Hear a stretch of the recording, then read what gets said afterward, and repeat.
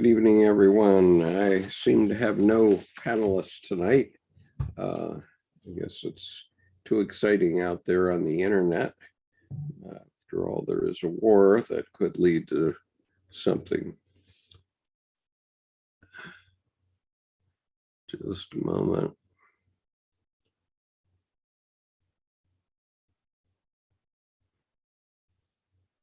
Okay. Hopefully that will solve my problem of hearing two broadcasts.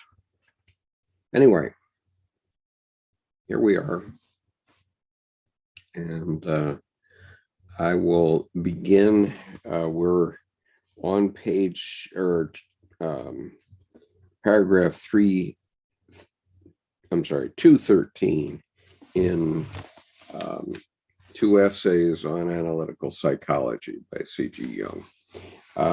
And so what I will do without panelists is I will read through these things and offer some commentary as I go. I'm going to also leave the chat open as much as possible in the event that some people in other countries, which shall remain nameless, might want to communicate something. And if they do, we will try to facilitate that. And anyway, let me know if you are trying to communicate with someone, and we'll see what we can do. Now, so in order to go to 213, we need to take a couple of steps back here so that you understand what the dream is. And so what we're talking about, what we've been talking about the last couple of weeks, is the transference and what happens to a psychoanalyst if, just a minute, one of my folks is here. Okay.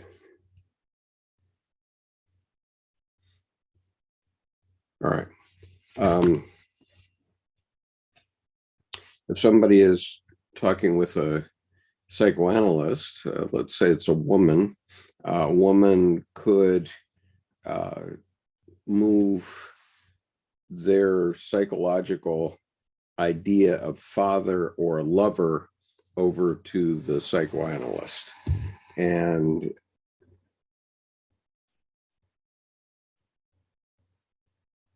yes, Amelia, thank you. Dr. Jackson's video is indeed quite impressive. And so what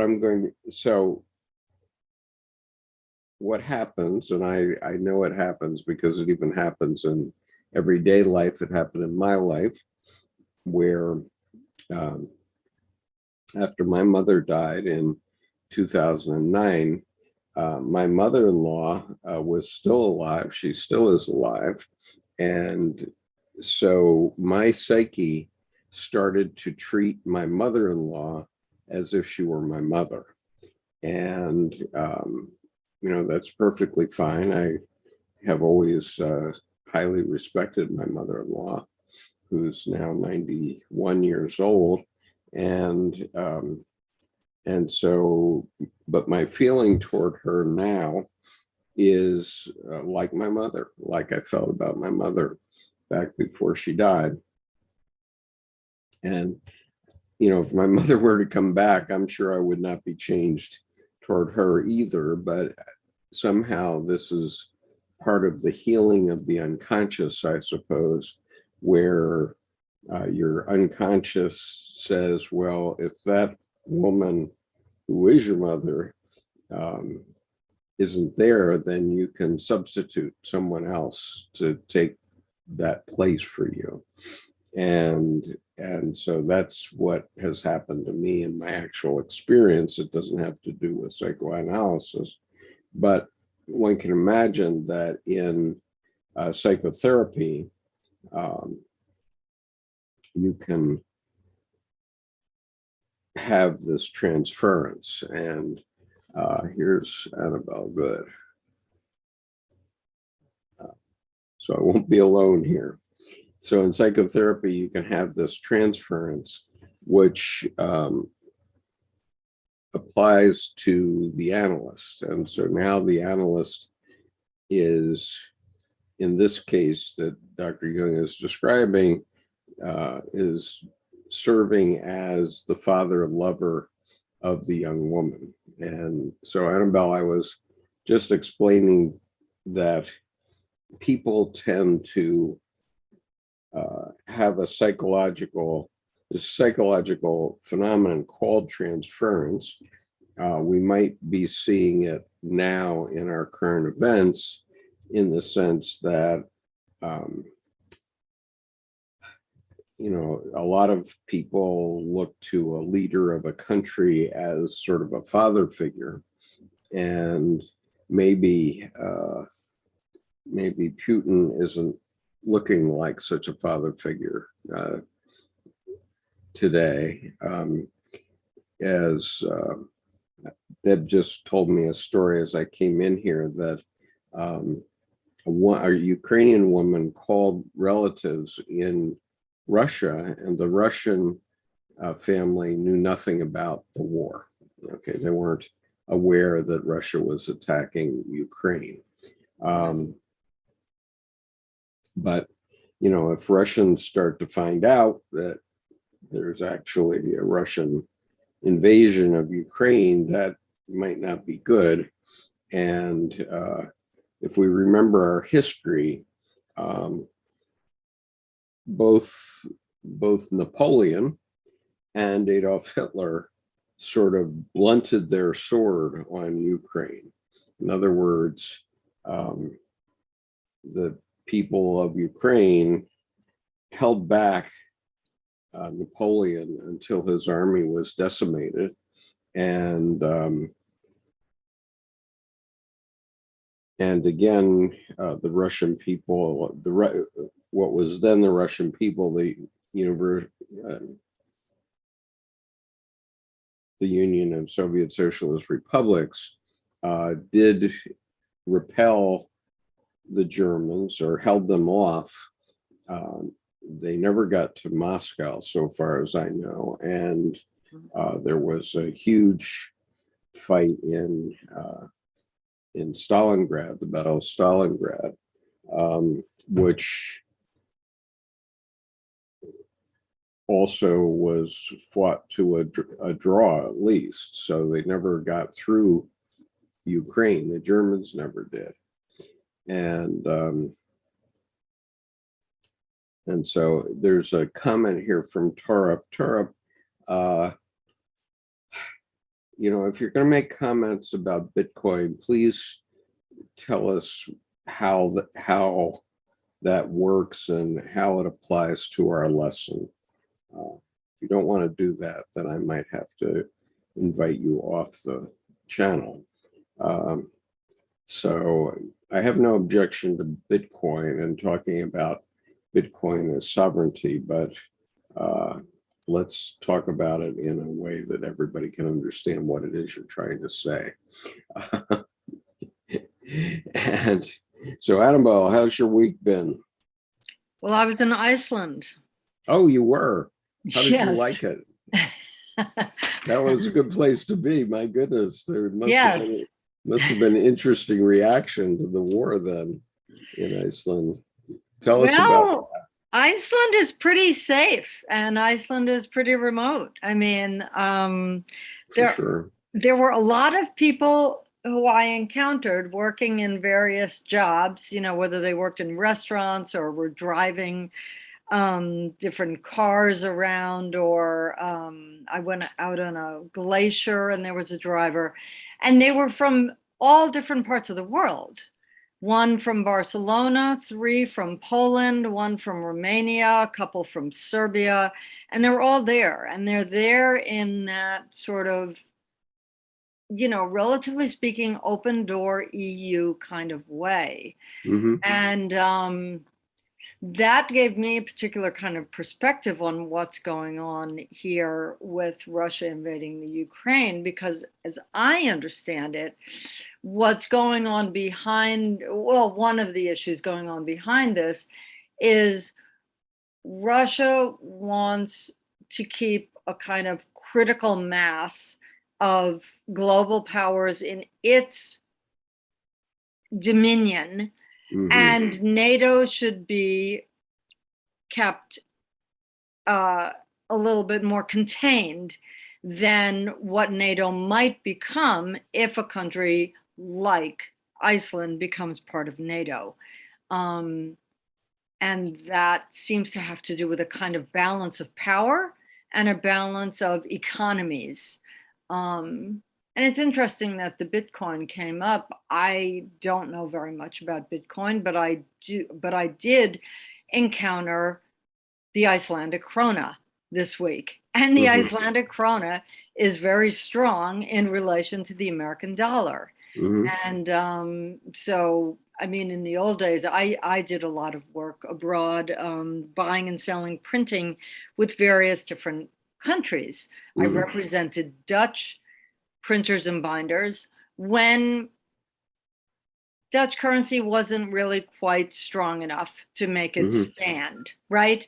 I also represented Italian printers when the lira was, pretty negotiable, and Americans were happy to buy printing in Italy, and Italy has a very good reputation for printing. So there's always that balance between what the industry is in relation to what the currency is, but the relative valence, if you can use that word for it, of the different kinds of currency will affect this global trade. There's got to be issues about oil, resources, natural gas, all that stuff going on with this invasion of Ukraine. It can't just be about, Putin wants to kill a whole lot of people in order to prove that he's strong. It must. Well, he wants to dominate that part of the world. Exactly. But that's both currency-wise and politically, right? In that NATO. Yeah, presumably, but he has no chance of that now, because today the ruble went down to a penny a ruble or something like that in value, and so that isn't going to happen. And the problem is that somebody that starts something like this, he has to be taken out by his own people, because he's probably not going to stop voluntarily.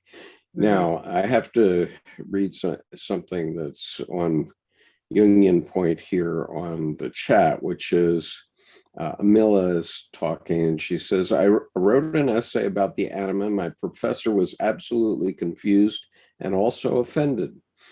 She graded my assignment with an F. Reading on Man and His Symbols on page 113 about the anima. I assume you're talking about this version of Man and His Symbols and not the paperback version, Amila. The end of the dream brings out a curious epilogue in which the dreamer at last becomes involved in the action of the dream. He and others are on a platform from which they have to descend. He does not trust the ladder because of the possible interference of holdups, but a woman encourages him to believe he can go down safely. And this is accomplished since I found out from his fear of the toughs, as he calls them, suggests his fear. The saving elements in the dream are the man-made ladder, which here is probably a symbol of the rational mind, and the presence of the woman who encourages the dreamer to use it.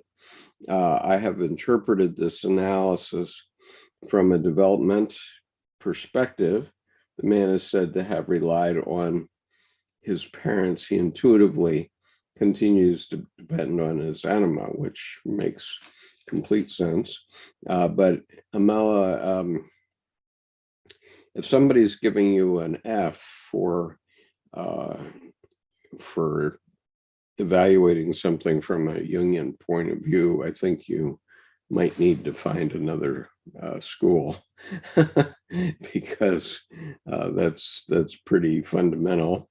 But in fairness, when I was in law school, the worst grade I got was a D, and I got that D in corporations. And I wrote my exam in corporations, chapter and verse. I had citations. I knew more about it than the professor, I'm pretty sure. And I still got a D.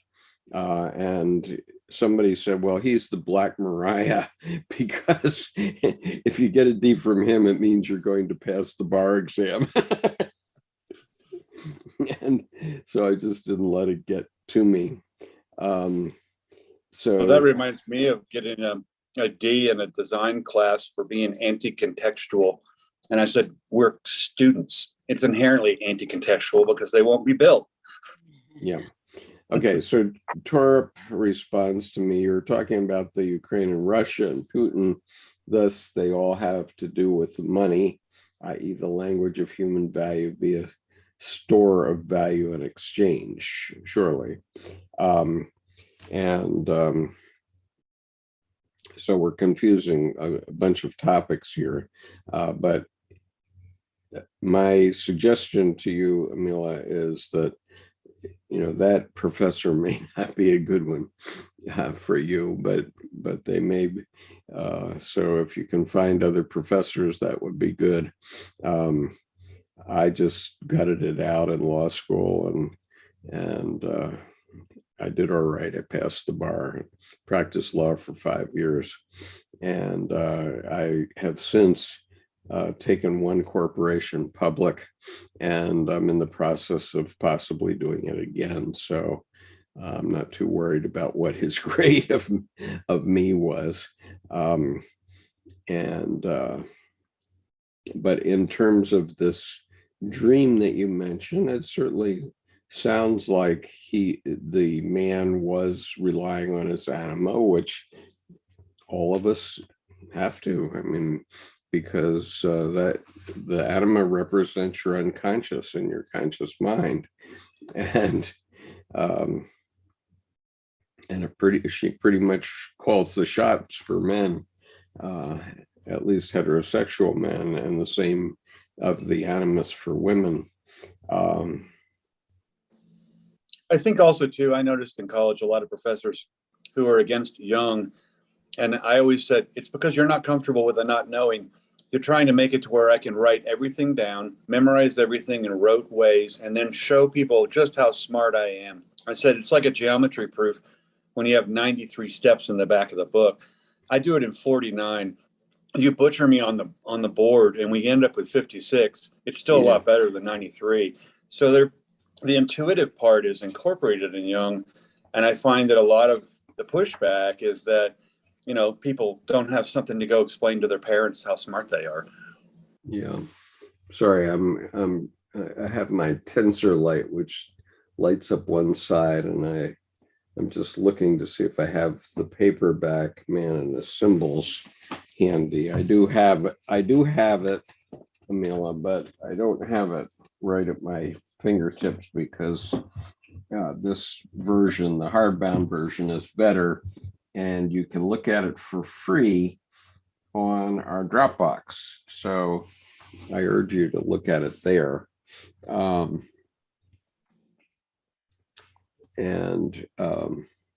Joel is here, Mill. I think that you were brilliant. The anima archetype could be understood as the archetype of life. Yes, agreed. Mm-hmm. And by the way, Joel is a practicing Jungian analyst, so I think his view is more concrete. Yeah, to me, the anima and animus are really direct agencies of the creative wellspring. Mm-hmm. Yeah. Okay, and Amila says it's formally, the school she's at is the John Kennedy Jr. School of Professional Studies. Well, I don't know that school at all. And That's so similar to American? huh? That's similar to American universities? No, no, no, no.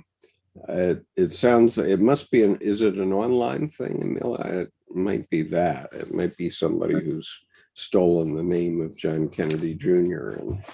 and put it on an online course or something. That's not a pre-law or international studies program. Okay. I don't know. And Millis says it's she used to work for Facebook as a human algorithm analyst, so I am not surprised that she had failed me. Okay, yeah, well, there's nothing algorithmic about Jungian psychology. Because other than the algorithm of life itself. Yeah, right. Algorithms are pure logos, and Jungian psychology is entirely on the eros side of the equation. And algorithms are also the new modern average. And the thing about it, it reminds me of Frank Lloyd Wright saying why he doesn't enter design competitions. He said, because they take out the high and the low, and then they take the average of the average, so it's guaranteed to be boring. Yeah. Okay. So anyway, I'm going to go back to halfway through 2 paragraphs ago, so that you just hear this, and then we're going to go into the stream. And we've been talking about transference and the fact that any of us can have a transference. And I gave as an example my mother-in-law sort of taking the place of my mother in my psyche after my mother's death. And so my mother-in-law basically lives in the next apartment from us, and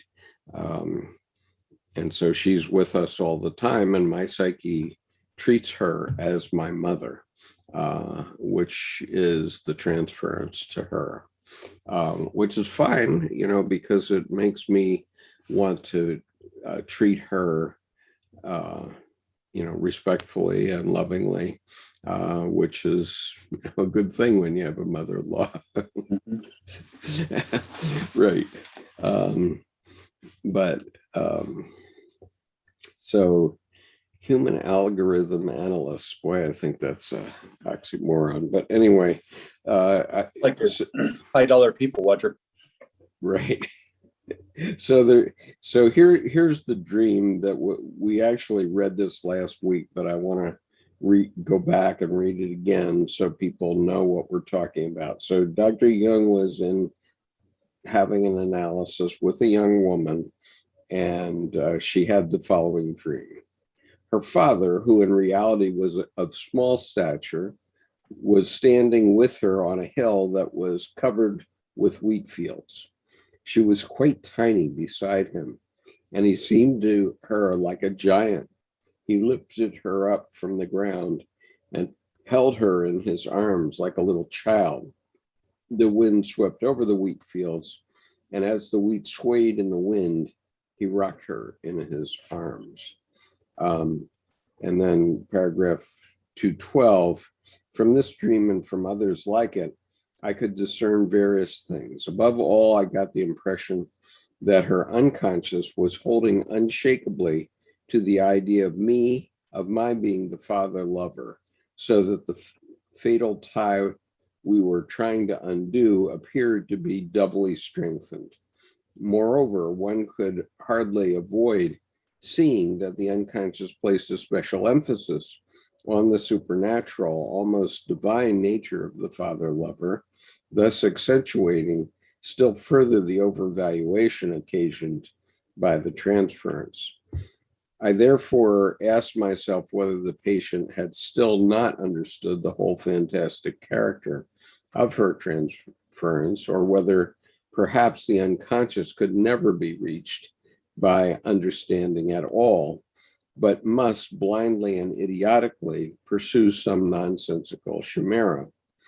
Freud's idea that the unconscious can do nothing but wish, Schopenhauer's blind and aimless will, and the Gnostic demiurge, who in his vanity deems himself perfect, and then in the blindness of his limitations creates something lamentably imperfect. All these pessimistic suspicions of an essentially negative background to the world and the soul came threateningly near. And there would indeed be nothing to set against this except a well-meaning "you ought," quote unquote, "you ought," reinforced by a stroke of the axe that would cut down the whole phantasmagoria for good and all. Okay, so he's saying, her unconscious is forcing Jung as analyst into this father-lover role by transference, and he can't get rid of it. He doesn't know what to do. So now we get into paragraph 213. But I turned the dreams over and over in my mind. There dawned on me another possibility. I said to myself, it cannot be denied that the dreams continue to speak in the same old metaphors with which our conversations have made the patient as well as myself sickeningly familiar. But the patient has an undoubted understanding of her transference fantasy. She knows that I appear to her as a semi-divine father lover, and she can, at least intellectually, distinguish this from my factual reality. Therefore, the dreams are obviously reiterating the conscious standpoint minus the conscious criticism, which they completely ignore. They reiterate the conscious contents, not in toto, but insist on the fantastic standpoint as opposed to sound common sense. Okay, comments up to that point? Well, I think it speaks to when Jung says there's magic in projection and transference. And I used to think, projection was all bad. Don't do that. Transference was even worse.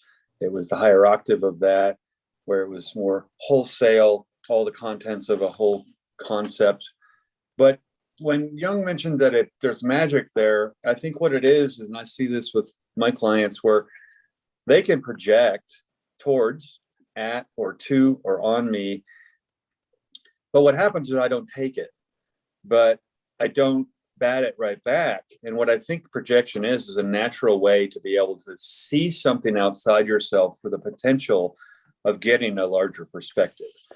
And then they can receive it back, but with a wisdom of the experience of the interaction with, the person that they're projecting to or on with the transference. So I think here with, as opposed to sound common sense, the fantastic standpoint, dreams stay with dreams. They don't dilute to words until there's a certain experience that can speak for them or speak with them in tandem. Okay, as one I think we know this in the fullness of time, but here's Jung in the 19-teens trying to figure out his dilemma, which is why can't he get this woman's unconscious to respect reality? Annabelle, do you want to comment on this? Well, the description of the dream, with the wheat field, with the relative size of the two figures, I'm hearing it two ways. One is having just come back from Iceland and having been very exposed to these sagas. Mm. The little people, the hidden people, the giants, the gods, all of this. Mm-hmm. There's some of that in this dream. There is this sort of bringing together of worlds of the imagination with the worlds of reality that the dream is making real for the dreamer. The other way that I'm hearing it is because today my father would have been 102, and Wow. he died November 22nd at 101, plus. And so here I'm remembering his birthday. And one of the things, and I've spent time with him on his birthday most of the years of my life, including in the last 13 years that he lived in Florida. And he's very much alive. So this dream is another kind of illustration for something that's been very present for me today and over these last few months, because it's only a few months since he died, that he's dead and he's alive at the same time. So the person, this father figure in the dream, to me, is coming across as a father figure who's alive and not alive at the same time. And I think that in our consciousness and in our getting to know what we're dealing with in our conscious lives is something we need to come to terms with. The fact that whether something is living or dead, whether something is present or not present, if it has an impactful part in our functioning, let's call it. Sure, it does. I think Sure, it does. Important to, I think that's important to learn about, to grasp, to explore. So those I mean, dream. Yeah, I never felt any change in my relationship to my parents when they physically died. None. And I still haven't, but my psyche has done this sort of mini transference, I would say, over to my mother-in-law, in the sense that, I know that's what it is, but it's an unconscious function that's telling me to treat my mother-in-law like my mother. And of course, if you don't do that, then you get all the ugly pictures of the evil mother-in-law type thing. But the reality is that my mother-in-law is a perfectly nice woman, and I don't mind treating her with the same respect I've treated my mother. And she hasn't replaced my mother at all, but I have these same general emotions toward her that I had toward my mother before my mother's death, and that I recognize now. So Jung is concerned here, and I'm going to get into this next paragraph, because Jung is concerned about how can he stop this transference with the patient, because as long as this patient is binding this transference is binding him to the patient, she can't live an autonomous life. She has to keep coming back to him for encouragement or whatever that is. And she's obviously seeing him as a giant and as a protecting giant over her life. And good evening, Riyadh. Nice to see you. And so anyway, so he's concerned about how to break up this obstinate behavior of her unconscious. And he presents this particular case in a somewhat different way 40 years later, 50 years later, in Memories, Dreams, Reflections, where he realized that he had a better realization later on about how he would have to break this transference. But here's what he says here. I naturally asked myself, what was the source of this obstinacy? and what was its purpose, that it must have some purposive meaning. I was convinced, for there is no truly living thing that does not have a final meaning. That can, in other words, be explained as a mere leftover from antecedent facts. But the energy of the transference is so strong that it gives one the impression of a vital instinct. That being so, what is the purpose of such fantasies?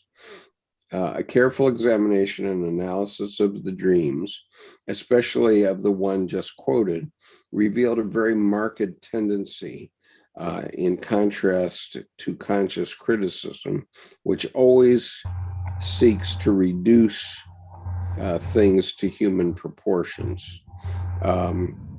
To endow the person of the doctor with superhuman attributes, he had to be gigantic, primordial, huger than the Father, like the wind that swept over the earth. Was he then to be made into a god?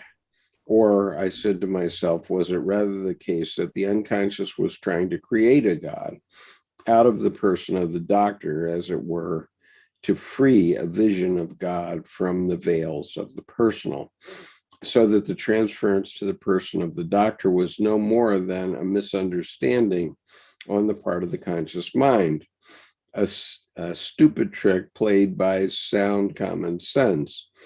Was the urge of the unconscious perhaps only apparently reaching out toward the person, but into a deep sense towards a God? Could the longing for a God be a passion welling up from our darkest instinctual nature, a passion unswayed by any outside influences, deeper and stronger perhaps than the love for a human person? Or was it perhaps the highest and truest meaning of that inappropriate love we call transference, a little bit of real Gottsmina, that has been lost to consciousness ever since the 15th century? I don't know why I picked the 15th century. Anybody have any idea? Maybe because he was always including 14th century alchemists and somehow that died out. Yeah, I suppose. But here we see at a very early time in Jung's writings, his first references to the unconscious as creating the perception of a God. And he's really just questioning up till now what's going on in the psyche of the person. Annabelle, do you have any thoughts here? I guess we lost. Rhea, we're on I just read paragraph 214 is the answer to your question. Nothing further beyond what you've been saying.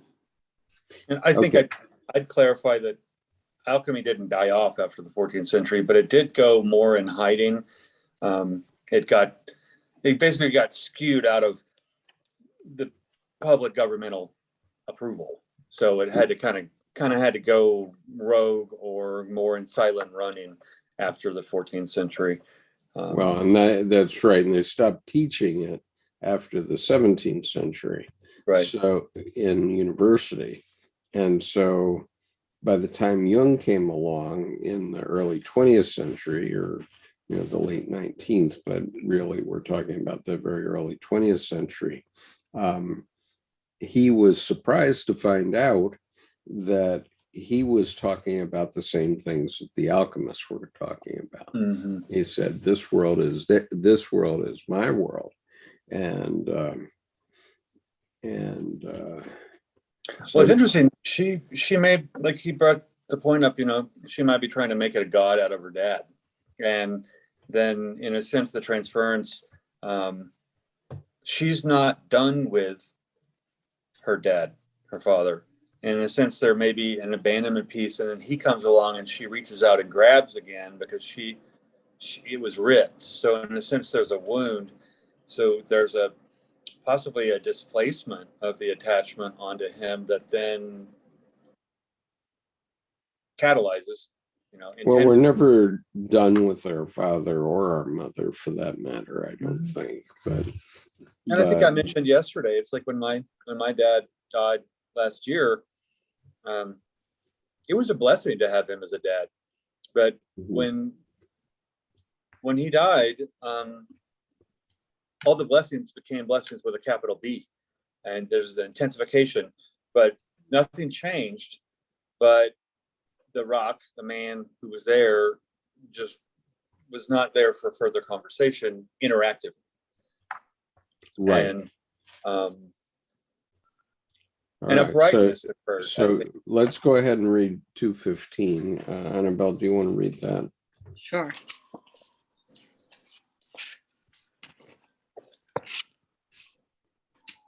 No one will doubt the reality of a passionate longing for a human person, but that a fragment of religious psychology, an historical anachronism, indeed something of a medieval curiosity, we are reminded of Mechtilde of Magdeburg, should come to light as an immediate living reality in the middle of the consulting room and be expressed in the prosaic figure of the doctor seems almost too fantastic to be taken seriously.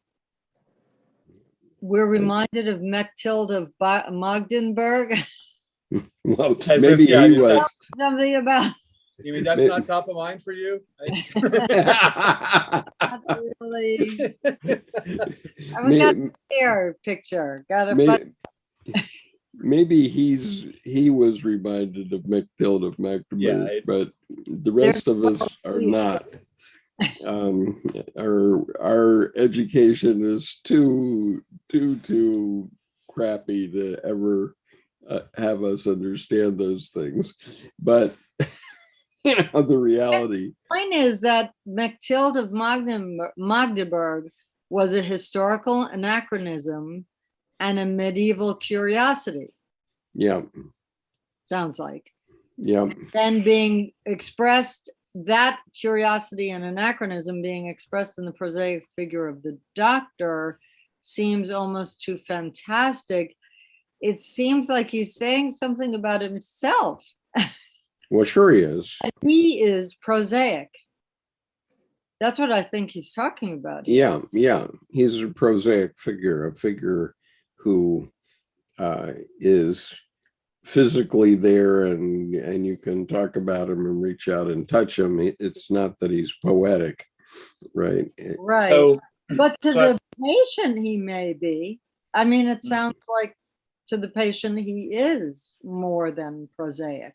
Yeah, and I think that what we're seeing here is Jung working through at a very early stage in his writing what all this means. And I think if we were reading one of his later works, he'd almost surely say that this is what's happening. She's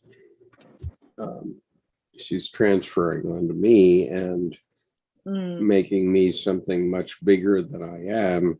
And so I need to put a stop to that, or it's going to be trouble. And of course, it can be trouble if the patient starts to get the lover aspect more than the father aspect cooking, and wants more than just analysis. That can be really trouble. And of course, this was at a time that before ethics were really worked out in psychoanalysis. So it really could have been trouble. And so Jung's trying to work through it himself and trying to understand what's going on. So I think we should just keep going so that we can see how shall I it read works. the next paragraph? Yeah, go ahead. And actually, just real quick, I found this on Mechtilde's de Magdeburg, or Mechtilde, Matilda of Magdeburg, 1207 to 1282/1294, I guess Gregorian calendar issue there.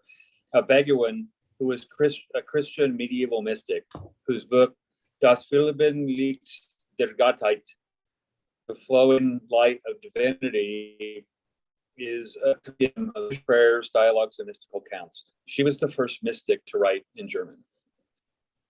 Right. And interestingly, Torah makes this comment that Matilda's name reminds me of Greta Thunberg. And so Greta is autistic, and yet she's visionary, right? Just as Elon Musk is autistic, but he's hugely visionary and is able to force his ideas through his companies. And so and he doesn't quit. It's not a matter of success or failure for him. He continues his process. And rather than being driven by stats and stock reports, which I'm sure he has a great understanding of, he simply doesn't stop if it's something that he wants in his focus. Yeah.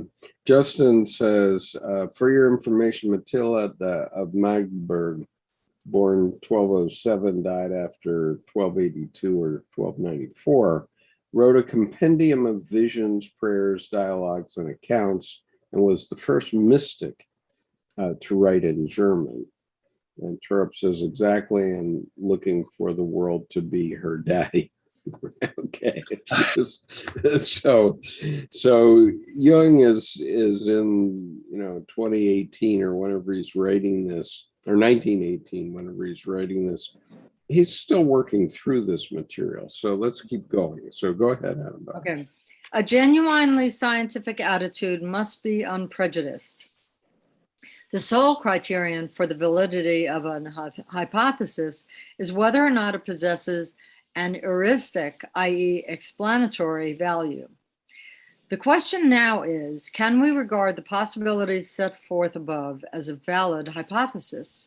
There is no a priori reason why it should not be just as possible that the unconscious tendencies have a goal beyond the human person as that the unconscious can, quote, do nothing but wish, close quote. Experience alone can decide which is the more suitable hypothesis. This new hypothesis was not entirely plausible to my very critical patient. The earlier view that I was the father lover and as such presented an ideal solution of the conflict was incomparably more attractive to her way of feeling. Nevertheless, her intellect was sufficiently keen to appreciate the theoretical possibility of the new hypothesis. Meanwhile, the dreams continued to disintegrate the person of the doctor and swell him to ever vaster proportions. Concurrently with this, there now occurred something which at first I alone perceived, and with the utmost astonishment, namely, a kind of subterranean undermining of the transference. Her relations with a certain friend deepened perceptibly, notwithstanding the fact that consciously she still clung to the transference.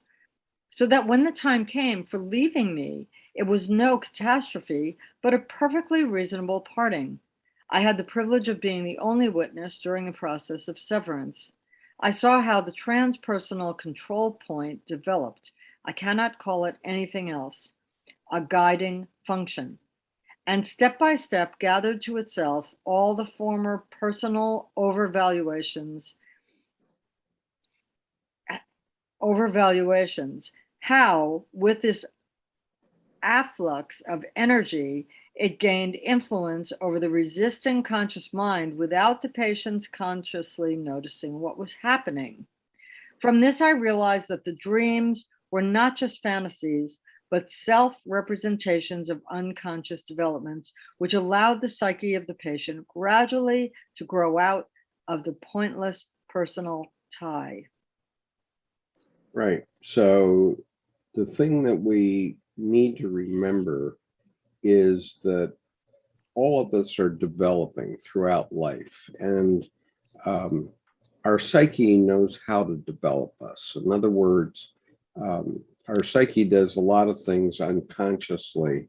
For example, it replaces all the cells in our body every 7 years, and we're not conscious of that happening, but it does happen, and the cells are renewed with the exception of, I guess, bone cells, but everything else is replaced every 7 years. And the psyche knows that this cell goes to the heart, and this cell goes to your liver, and this cell is part of your lungs, right? And it knows that throughout your life. And so your psyche is always telling you how to develop. And what he's perceiving is that process going on in the psyche of developing past this reliance on him as the father lover in this case. And so he was actually seeing it, and she wasn't seeing it.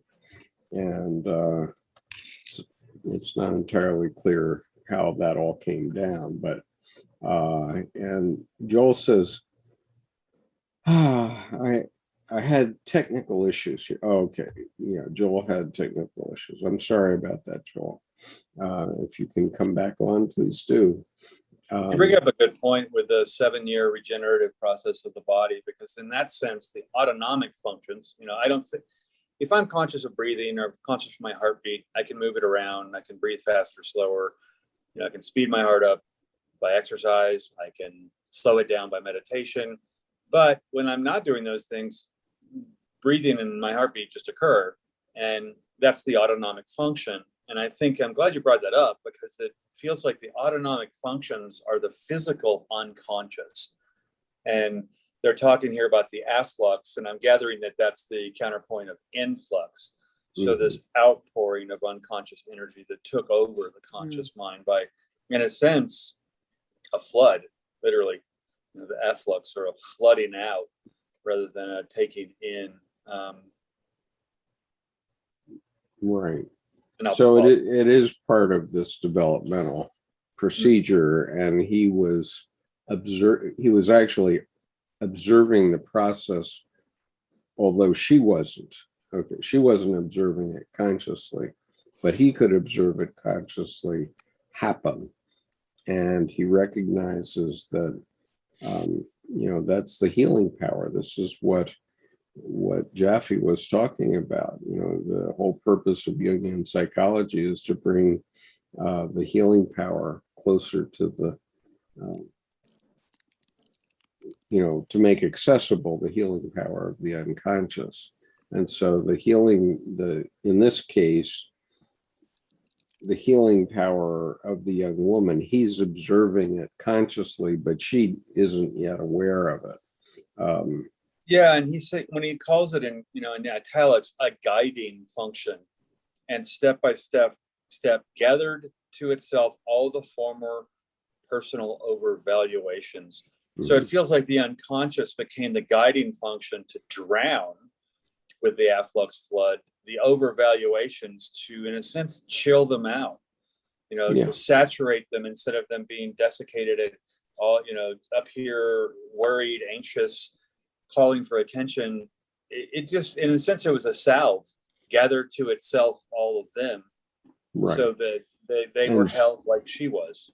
And so Jung had, in that case, made accessible to her the healing power of her own unconscious, which was breaking away that transference finally. Okay.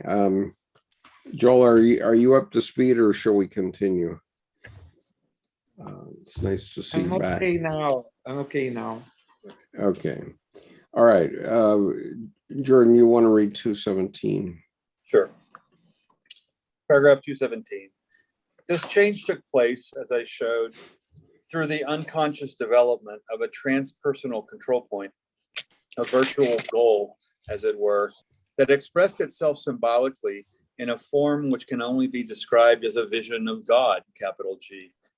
The dreams swelled the human person of the doctor to superhuman proportions, making him a gigantic primordial father who is at the same time the wind, and whose protecting arms the dreamer rests like an infant. If we try to make the patient's conscious and traditionally Christian idea of God responsible for the divine image in the dreams, we would still have to lay stress on the distortion. In religious matters, the patient had a critical and agnostic attitude, and her idea of a possible deity had long since passed into the realm of the inconceivable, i.e., in essence, had dwindled into a complete abstraction. In contrast to this, the God image of the dreams corresponded to the archaic conception of a nature daemon, something like Wotan, Deus Ro Bauta. God is spirit. Yeah, God is spirit. Here translated back into its original form, where Peta means wind. God is the wind, stronger and mightier than man, and an invisible breath spirit. As in Hebrew, ruah, R-U-A-H, so in Arabic, ruh, R-U-H, means breath and spirit. And he elaborates on that at Symbols of Transformation, he says. Footnote 2. Out of the purely personal form of the dreams develop an archaic God image that is definitely far from the conscious idea of God. It might be objected that this is simply an infantile image, a childhood memory. I would have no quarrel with this assumption if we were dealing with an old man sitting on a golden throne in heaven. But there is no trace of any sentimentality of that kind. Instead, we have a primordial idea that can correspond only to an archaic mentality. Well, my reaction to this is that, the unconscious has a mind of its own, and it looks to the contents of this individual person's brain and uses the material that most nearly communicates the issues that it's trying to present, it seems to me. Right. And so, it doesn't have to, present any specific God image. The God image is whatever it has at hand that it can use to express this idea, because it's communicating in images, not in words, right? And it's saying, I want to say something about, the father and the lover here, and this is the image that comes up because you're seeing this shrink every week, and he's the guy right now that's handy in your psyche, just subliminal, right? Just below the conscious mind. So that's the image that it draws upon. I don't know, Joel, is that fair? Or?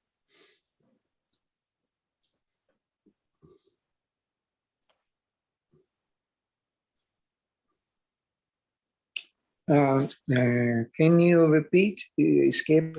Well, I'm saying that this change of spirit that's occurring, and Jung a century ago, over a century ago, was still working, trying to understand what these things were.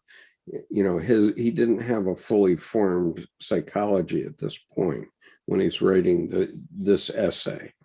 And because I think we established that this essay was about 1918 or something like that. And so what I'm saying Jung found later, he's still struggling with it here in this writing, but what he found later was that the unconscious seeks to function in a certain way. And and with respect to each individual, there are material images in the individual psyche that are relevant. And so it pulls on those images. So the example that I often give is the example of a police car that goes up front across in front of my face. It's a vision. And I have no need to have a radar detector in my car, okay, because my psyche serves up that image to me every time there's police activity nearby, because there's subliminal cues. Either there's a change in the speed of the oncoming traffic, or somebody's flashing their headlights, or something else happens which I'm not actually conscious of, but all of a sudden my unconscious will serve up this image, and then I know that there's police activity. And very often it's a speed trap. Okay, so what is that? That police car represents a predator. Okay, so if my primeval mind is working on that, it's saying, there's a predator, and you have to be aware. And so even though I don't consider police officers predators, but my psyche, when it gives me that police car going across from right to left with the word police on it, it's no longer a Bengal tiger or a lion. It's, that was the image that would have come to my ancestors thousands and thousands of years ago, 50,000 years ago or something like that. But now the images that are in my mind are images of police cars. I don't have many images of tigers running around in my environment. And so my unconscious doesn't know that. It doesn't know that there's a difference in time. And so it simply picks the thing that it finds most analogous to what I need to know, and it presents it to me in the form of a vision. Okay. Is there anything wrong with that analysis? No, there's nothing wrong. Images are the language of the unconscious. Yep. Personal and collective unconscious. And the symbol is the great legacy of Jung. And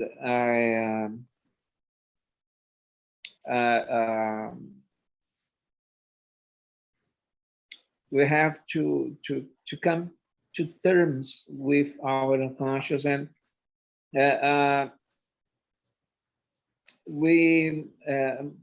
think that we should or must relearn the language of the unconscious.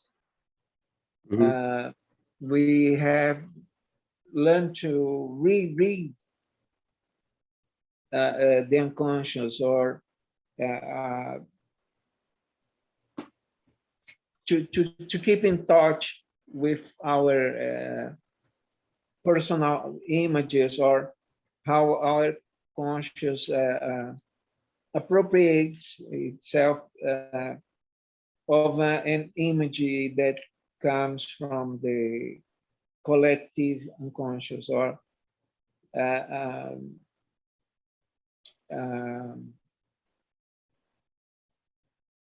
we do not put in simple words. Right. We do not need right. And so it's easier to do selfies, but it is not easy. It's hard to go to search the self. Right. So but it's not a question of necessarily searching it. We can't search our unconscious. Our unconscious presents things to us. And so, for example, I have said a few times that I've seen 3,000 movies in my lifetime. It means I've put into my psyche many, many, many different images in many, many, many different situations. And so as I'm talking to you or doing something else, very often an image from a movie complete with dialogue will come to my mind. And that's my unconscious saying, this, what you're doing here with Joel is about what I'm interested in. You know? This is the same thing as that. It gives me that analogy. And then I have to interpret it consciously, what it's trying to tell me. I think that's important because he sidesteps the juvenile memory or the childhood memory and steps to the primordial idea that can only correspond to an archaic mentality. Well, there's kind of a trickster there, because I think the primordial idea, he's staying with nature. He's staying with the image and the wind and the rocking and all that living clockwork of gears of her dad and the wind and nature and the place. Nature's a primordial idea that appeals to an archaic mentality that also is very current and is a modern thing. If someone's healthy, they have a connection to nature.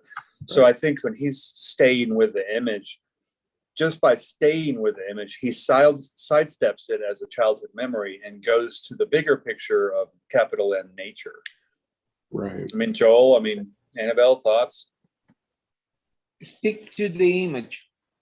That's Yes. Yeah, I mean, I give you an example of how. Let the dream speak. Let what speak? The dream. Let the dream speak by itself. Right, or the vision, and Or the vision. right, Or the and vision. so I give you an example. I wanted to explain to Colleen Kibert in an email why I felt that she was so important to my understanding of the importance of creativity in art. And I said, and what came to my mind was the image in Close Encounters of a Third Kind, when the spaceship, the huge spaceship, comes down and they decide they're going to communicate with it through an organ. Okay. And so they're going to do it through sound, because they know that this spaceship is sending this sound, da, da, da, da, da. That sound is being sent.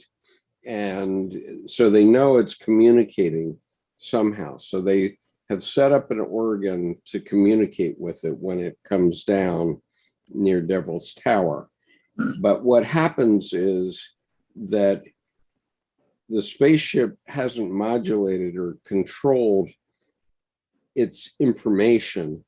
And so the first thing that comes out is brum, and it just sends out this huge sound, and it just blows all the windows out and of the control center and everything.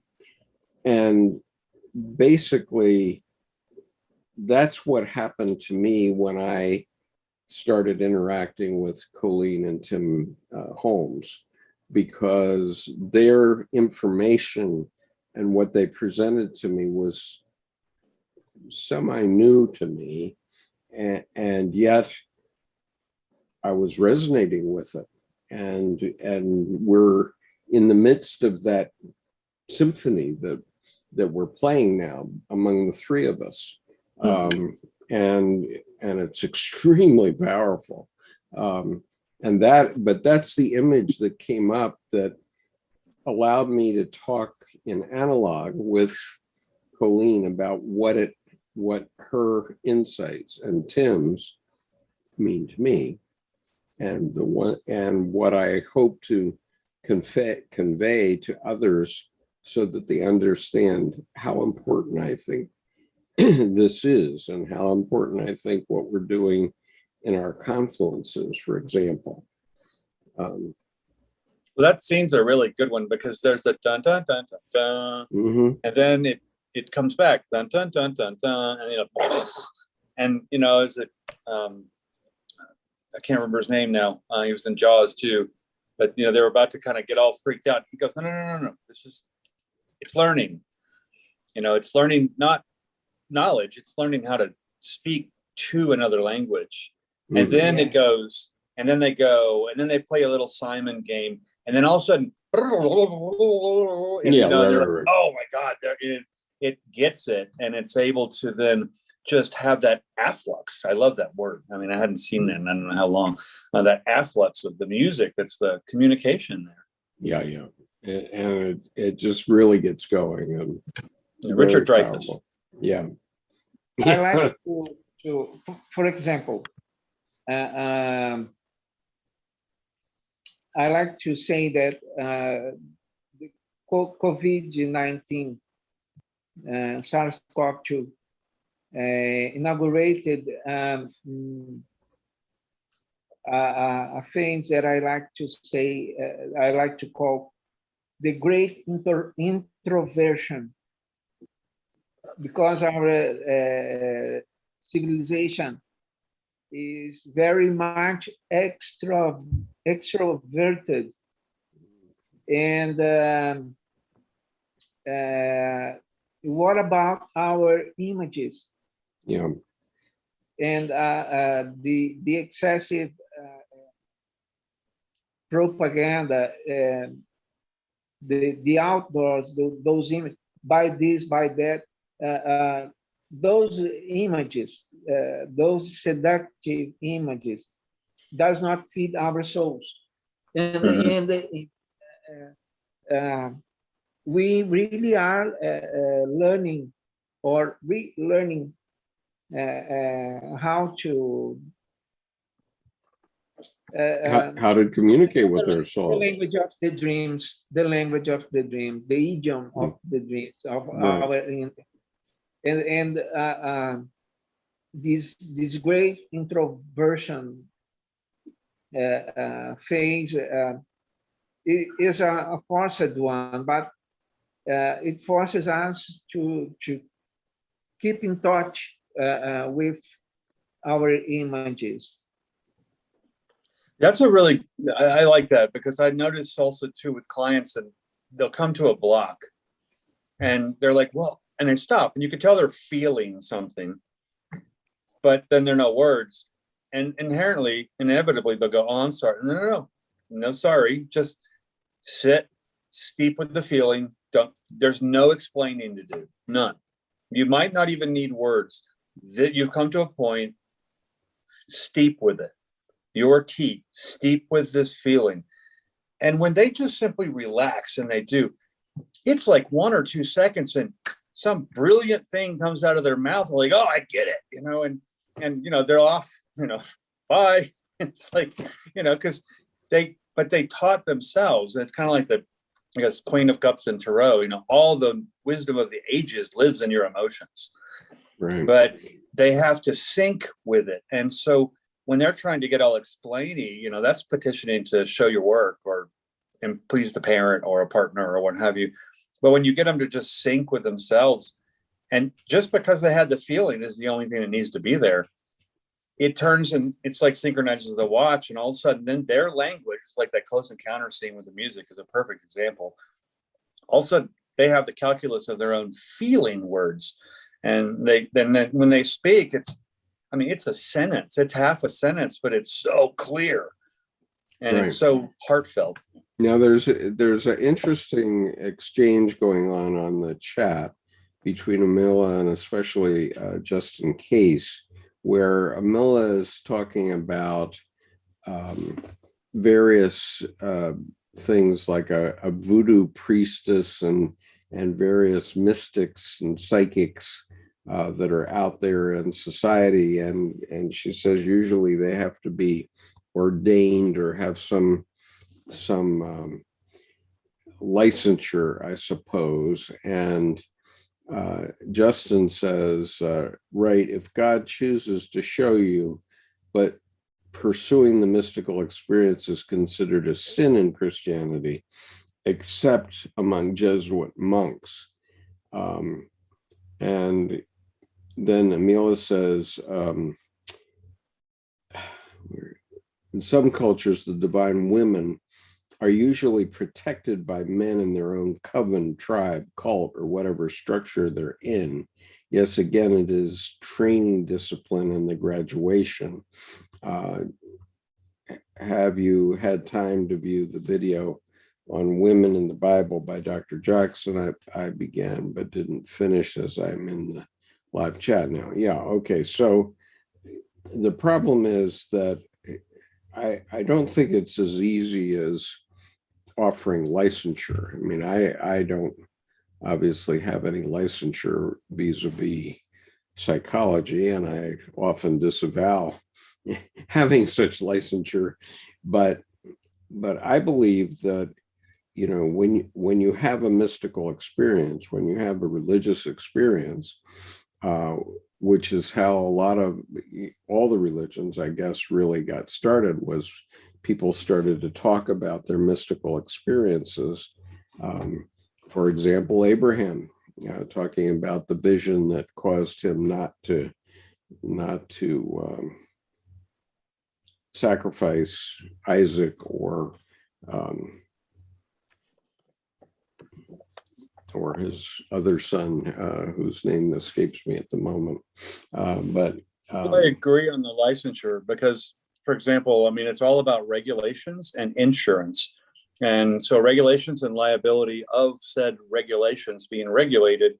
And the thing is, then you have to first establish, well, what is it? And what are all these parts that are part of it?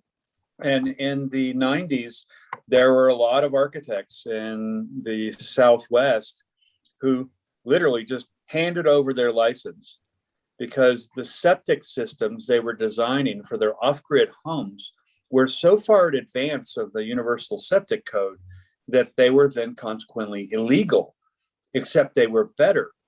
And if they did something illegal, they would lose their license. So they just gave it up so they could just get a homeowner's permit and do whatever they wanted. But that is, to me, an extreme example that applies from the, at what point does regulation and licensure actually limit the effectiveness of a profession? Well, and, you know, I don't think a government can license a profession until it understands the profession. Right. Okay. And accepts the manifest reality of the profession. You know, if a government denies religious experience, you know, or synchronicity or anything like that, if it denies it, then how can it license it? You know, it can't. And take, for example, 7 years old. Take, for example, me, 7 years old. The cards just told me stories, pictures. Well, how are you going to license a story? Everyone's got their own, even if they're metaphorically similar in fairy tales, they're still independent and different. And I think that, how are you going to license a storyteller? Yeah. I mean, that's really what happens. But the storyteller of a very dynamic, unconscious, misunderstood thing that's always evolving, and it's like licensing nature. I mean, it's kind of absurd. You know, it just laugh at you if it could. Yeah, and they try to laugh at us. I mean, Amelia has the experience of her professor who gave her an F on a paper in which she described the interaction of the anima. You know, God help us if psychology professors are giving people Fs because they don't understand what anima refers to and how it works. You know, even if you want to be a Freudian, you have to understand that. It seems to me, how do you get a PhD without that? You know. Yeah, and in those situations too, it's the wits and wisdom to go, oh, you're right. Thanks for the F. That's completely telling me I'm in the wrong place, learning from the wrong people. Absolutely, I mean, absolutely. Because this professor has issues with Say it again, Joel. Professor has issues with anima. Who does? The professor.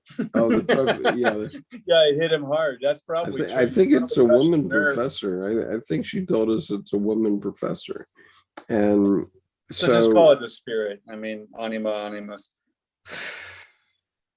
the professor probably doesn't believe in spirits or spirit.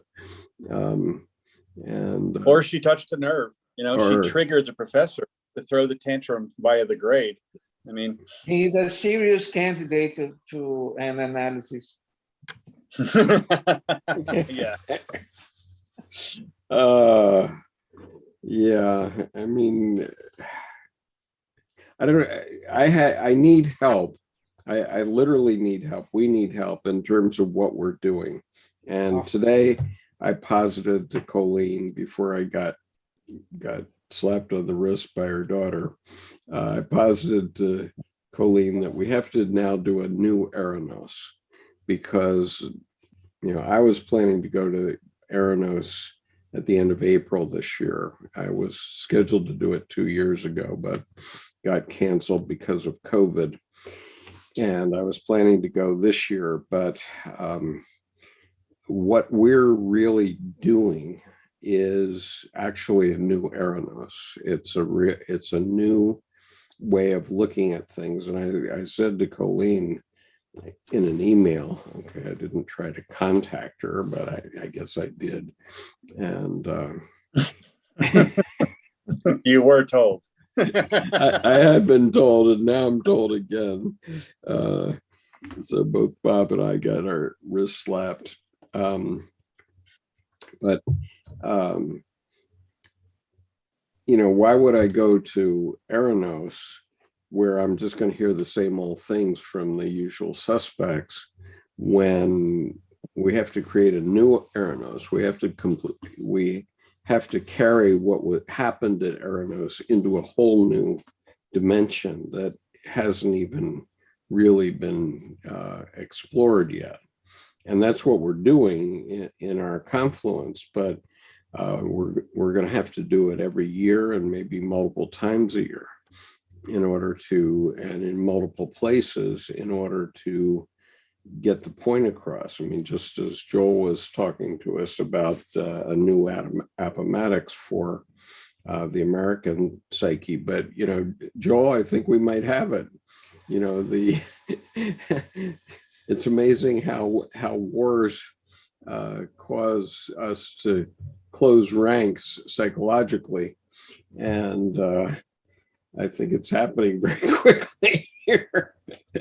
Well, it's like, let's get the garden started. I mean, first year roots, second year foliage, third year flowers and fruit, fourth year it starts to naturalize. It's like Elon Musk, just there's no giving up. It's a process.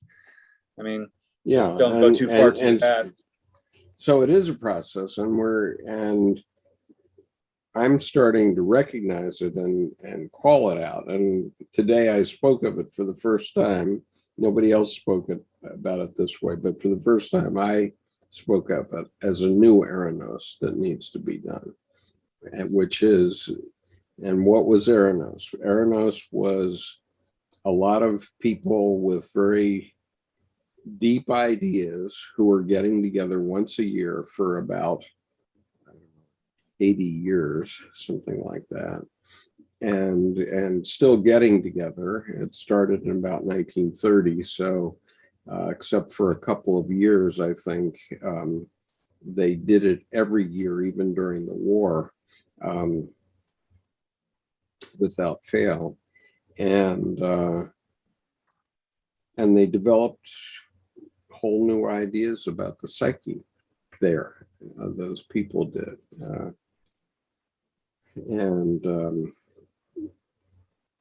Jung was one of the instigators, but he wasn't the central point. It was the owner of the property in Ascona who really was the instigator of that. But I'm not proposing to do it in one place where everybody has to travel to that place. I'm saying let's do it as a movable feast and make it possible for local people all over to come and participate and start to see the value of what we're talking about. And so that's what we'll be doing next week, starting next week, I think. Pretty certainly in the advanced reading group, where we're going to start talking about this Neumann series of 3 books. that Jordan brought to my attention, because it's all about creativity. And I often talk about this art teacher that I had. She was an older lady, and she'd been teaching art. She'd been teaching using pastels in art for, I don't know, 40 years or something like that. And she comes up behind me and says, "Oh, you can't do that. You have to do that."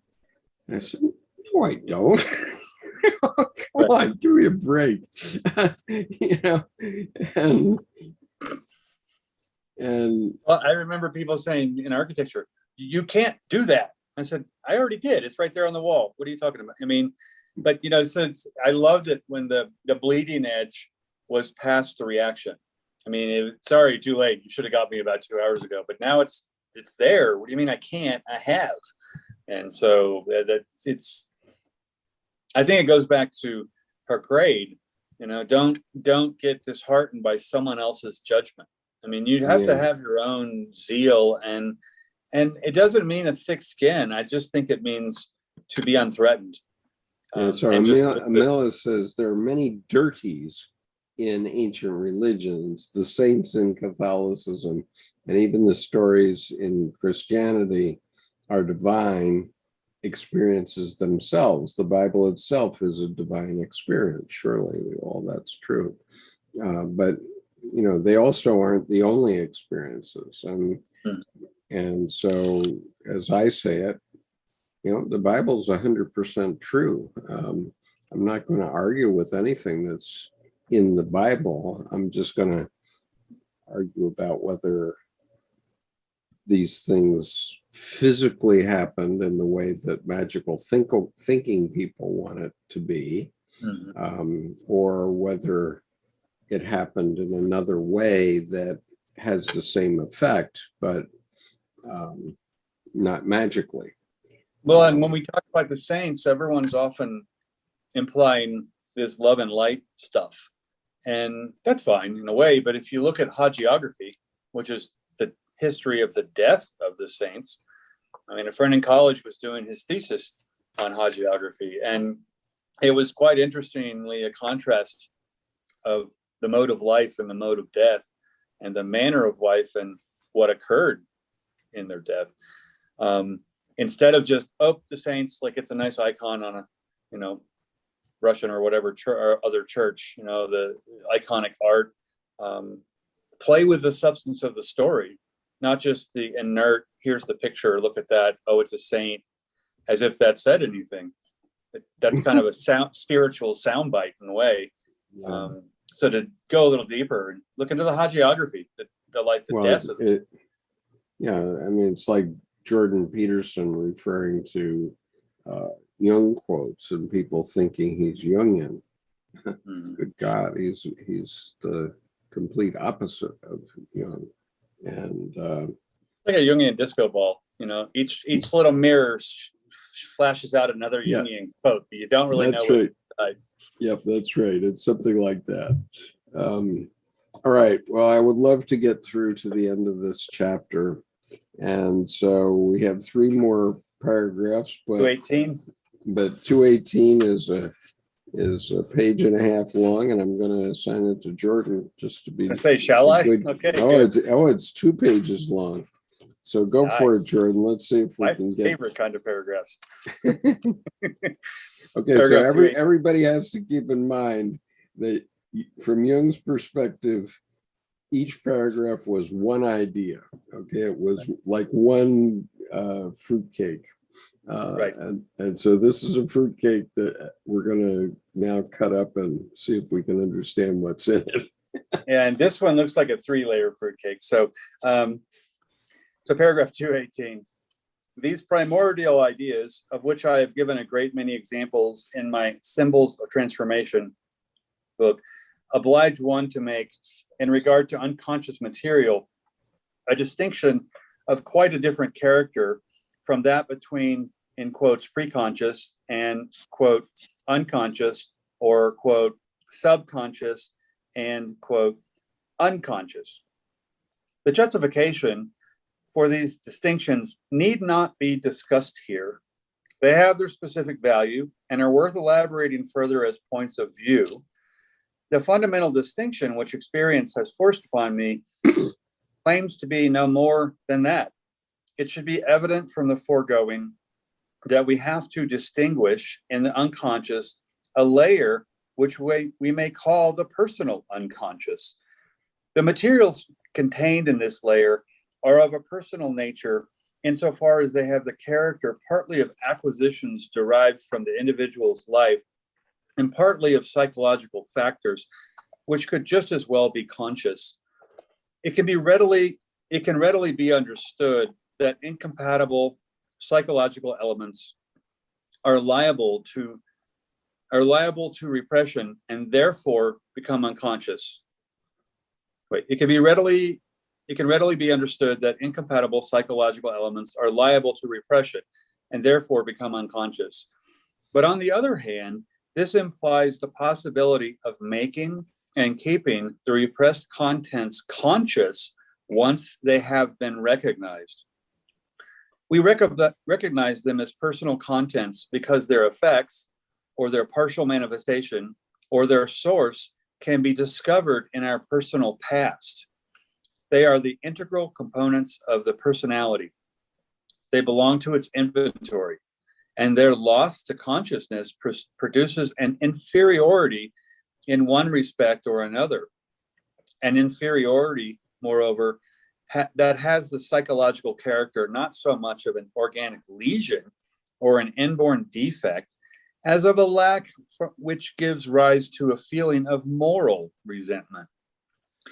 The sense of moral inferiority always indicates that the missing element is something which, to judge by this feeling about it, really ought not to be missing, or which could be made conscious if only one took sufficient trouble. The moral inferiority does not come from a collision with the generally accepted and, in a sense, arbitrary moral law, but from the conflict with one's own self, which, for reasons of psychic equilibrium, demands that the deficit be redressed. Whenever a sense of moral inferiority appears, it indicates not only a need to assimilate an unconscious component, but also the possibility of such assimilation. In the last resort, it is a man's moral qualities which force him, either through direct recognition of the need or indirectly through a painful neuroses, to assimilate his unconscious self and to keep himself fully conscious. Whoever progresses along this road of self-realization must inevitably bring into consciousness the contents of the personal unconscious, thus enlarging the scope of his personality. I should add at once that this enlargement has to do primarily with one's moral consciousness, one's knowledge of oneself.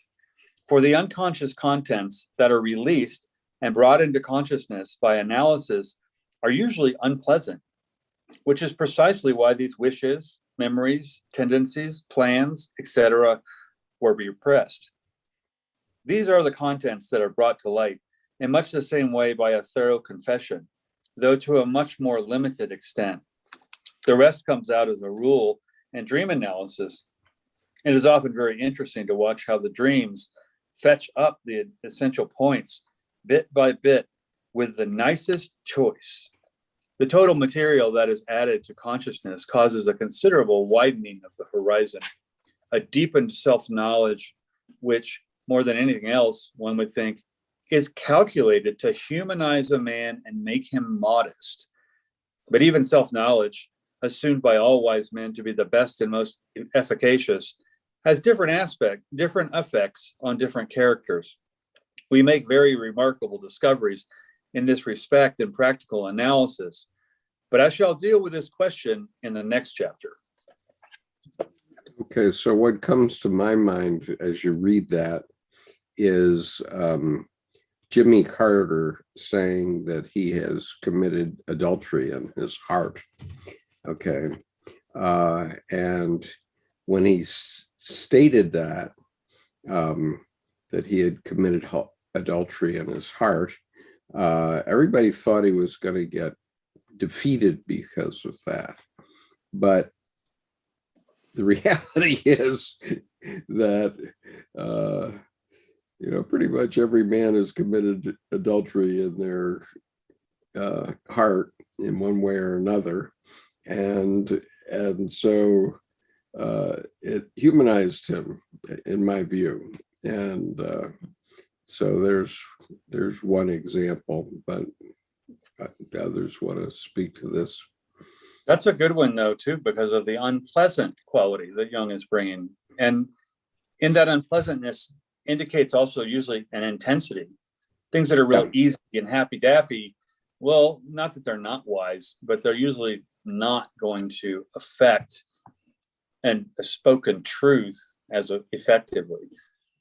Yeah, I mean, there are plenty of things, and there are hundreds that happen in my life on a regular basis that I would rather not think about, but nonetheless, I do think about them. And at least I'm conscious of that, and I don't whip myself up about it. I don't get guilt tripped because of it. Well, and then there's the whole forgive yourself for what you have not done. I mean, so you didn't. So the thought. Well, I'm not saying I necessarily didn't. I'm only saying. I'm just saying in general. I mean, there's if a thought goes through, don't be afraid of it. I mean. Yeah, but Annabelle, I'd like to hear a woman's perspective on this, if you have one. Well, just that the point he makes about inferiority, I think, is important, and I think it relates to guilt. The fact that whatever morality is or isn't in our actions, it does affect our view of ourselves and our sense of our relative inferiority, or I don't know whether superiority is the right word to use for that, but it gets into a realm of goodness and badness. And yeah, well, I'll tell you a hilarious one that involved. Am I okay if I think? Am I okay? If you think that, yeah. I'll give you a hilarious one that involved my mother-in-law. We were going to go on a cruise, and it was out of Miami, and so we had a little extra time. So we decided to go over to Miami Beach, and we ended up close to South Beach. And so all of a sudden she sees all these very chunky men, very muscular men in very, very tiny bathing suits.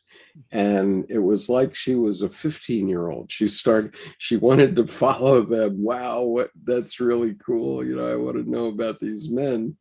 And we had to explain to her who these men on South Beach were.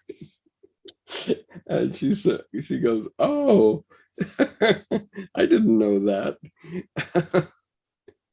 I'm presuming it looks like at least Jordan knows what I'm talking about here. Well, speaking of men and women in bathing suits and tight bathing suits, being in Iceland just now, most days I went to thermal baths, and at those thermal baths, you have every shape, size, age, variety, cognitive ability, in group, singly, of humankind that you could ever imagine. It was really so refreshing and so relaxing. Everyone just walking around, and this is in blizzard conditions much of the time, walking around in a bathing suit, outdoors, snow, hail, sleet, generally coming at you horizontally rather than vertically, because in the Arctic, that's the way it falls, as they say. But there were displays of affection, always between teenagers. You almost could say it was within one little, maybe 2.5 year window. at least each one that I saw. I mean, there were grown and older couples, right? Adult couples who were clearly fond of each other, but they weren't in this sort of physical, what looked like intimacy that other people, these young, like 15, 16, 17-year-old teenagers were in. So that was added to the mix. Each time I went to one of these pools, and I went probably 8 times, and that was 4 different pools. It was very large crowds of people. No one was embarrassed. No one felt out of place, that there was anything wrong with their bathing suit, that there was anything wrong with being naked in the showers. I mean, we were separated by gender in the showers, which did make me think about some of these gender issues that we have here right now, what showers various people would end up in, but that's another problem. But it was, anyway, it was quite refreshing. Yeah, I've had those experiences in Germany. That term that I mentioned of inferiority that came out of the text, no sense of inferiority that anyone had that I saw.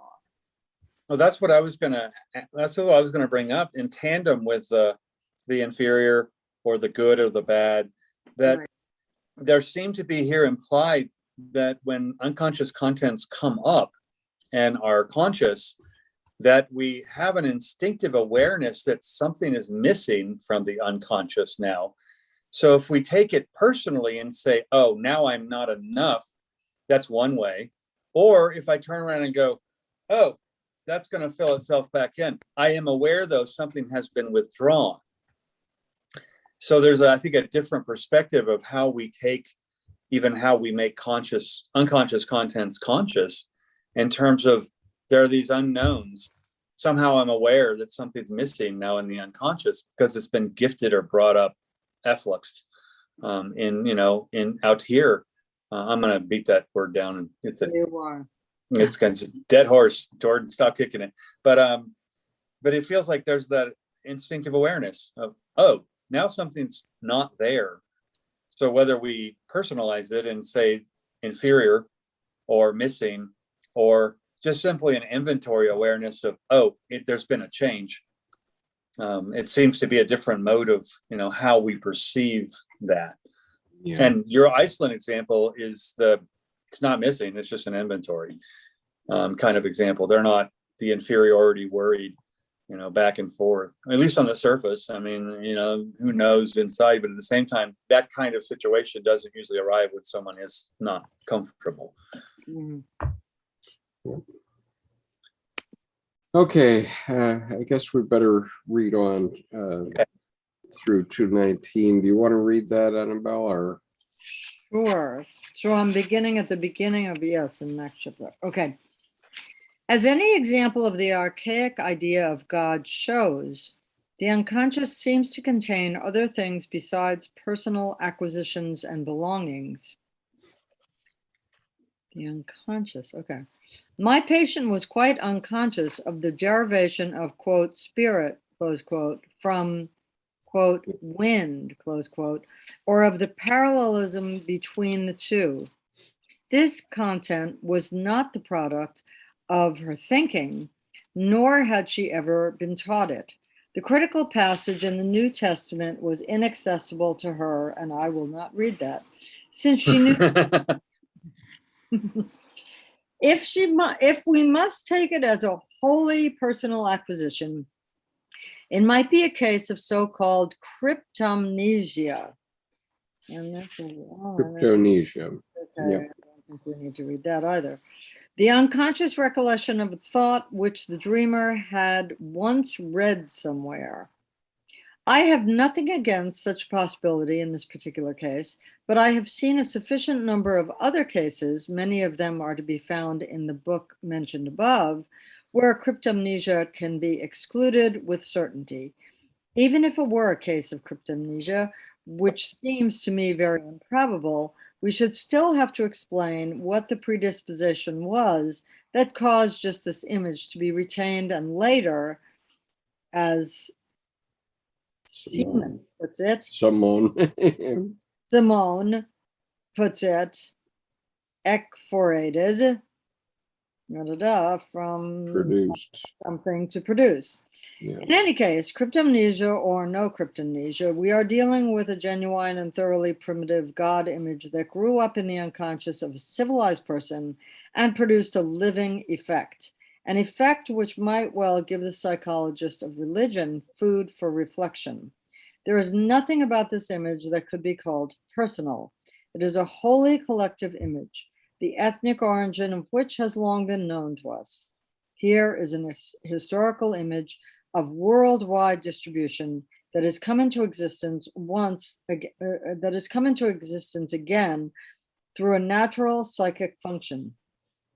This is not so very surprising, since my patient was born into the world with a human brain, which presumably still functions today, much as it did of old. We are dealing with a reactivated archetype, as I have elsewhere called these primordial images. These ancient images are restored to life by the primitive, analogical mode of thinking peculiar to dreams. It is not a question of inherited ideas, but of inherited thought patterns. In view of these facts, we must assume that the unconscious contains not only personal, but also impersonal collective components in the form of inherited categories or archetypes. I have therefore advanced the hypothesis that at its deeper levels, the unconscious possesses collective contents in a relatively active state. That is why I speak of a collective unconscious. Mm-hmm. Right. Okay. To help understand this, cryptomnesia is basically something that you knew once but forgot, and then comes up in a way that you don't understand, where'd that thought come from, but it actually came from your experience. And what Jung is getting at here is, the archetype of the spirit and wind being analogs. Okay, that's what he's talking about here. And that those represent God. And that's true the world over. So we know that Job had the experience with the whirlwind in the book of Job. And he interpreted that experience as God saying something to him, and probably had a vision of God in the whirlwind, I suppose. But they're images that are within our psyche. These are archetypes. We've talked about this ad infinitum in other classes, but does anybody want to comment further? And then I'll. Well, I think it's important. I mean, it's also understand cryptomnesia, just the root crypt. You had an idea, you had a thought, you had an experience, but it died. It was put into the crypt, and then it resurrected later, and you don't remember that you forgot it. And the smaller version of that in the instantaneous scale would be déjà vu, which often is not a second sight. It literally is the French déjà is already, vu, seen, already seen. You saw it 3 synapses ago, and you skipped a couple of neurons. So you had an instant forgetfulness. So when you saw it the second time, it felt new, like, oh, I've seen that before. You have seen that before, about 2.6 seconds before. So, and the brain doesn't really notice the difference of the space of the forgetting, be it three synapses versus 3 decades for the cryptomnesia. So that becomes an archetypal, I think, inroad to how the brain works, and to don't trust everything you think kind of thing, because you need to keep fresh with how you're viewing what's occurring in your psyche, and not always be engaged. I mean, there's sometimes where the clutch goes in and you just let that go by. I mean, kind of thing. So this was to me, these 2 paragraphs that Annabelle read were, I think, This was a great end to this chapter because it really brought to a head and to a confluence, so to speak, of the ideas in this chapter, I think, with the cryptomnesia and how the forgetting and the unconscious, but then the remembering in the conscious that something's missing from the unconscious.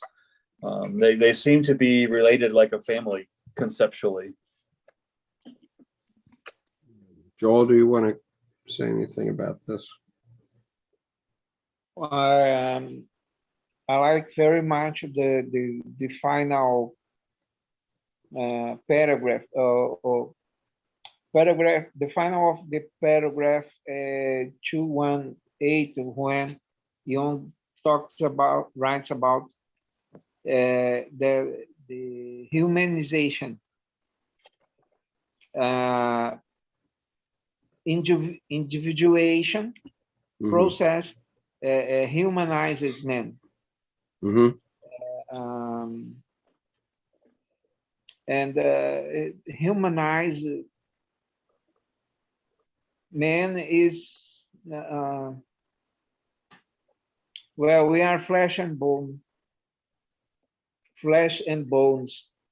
and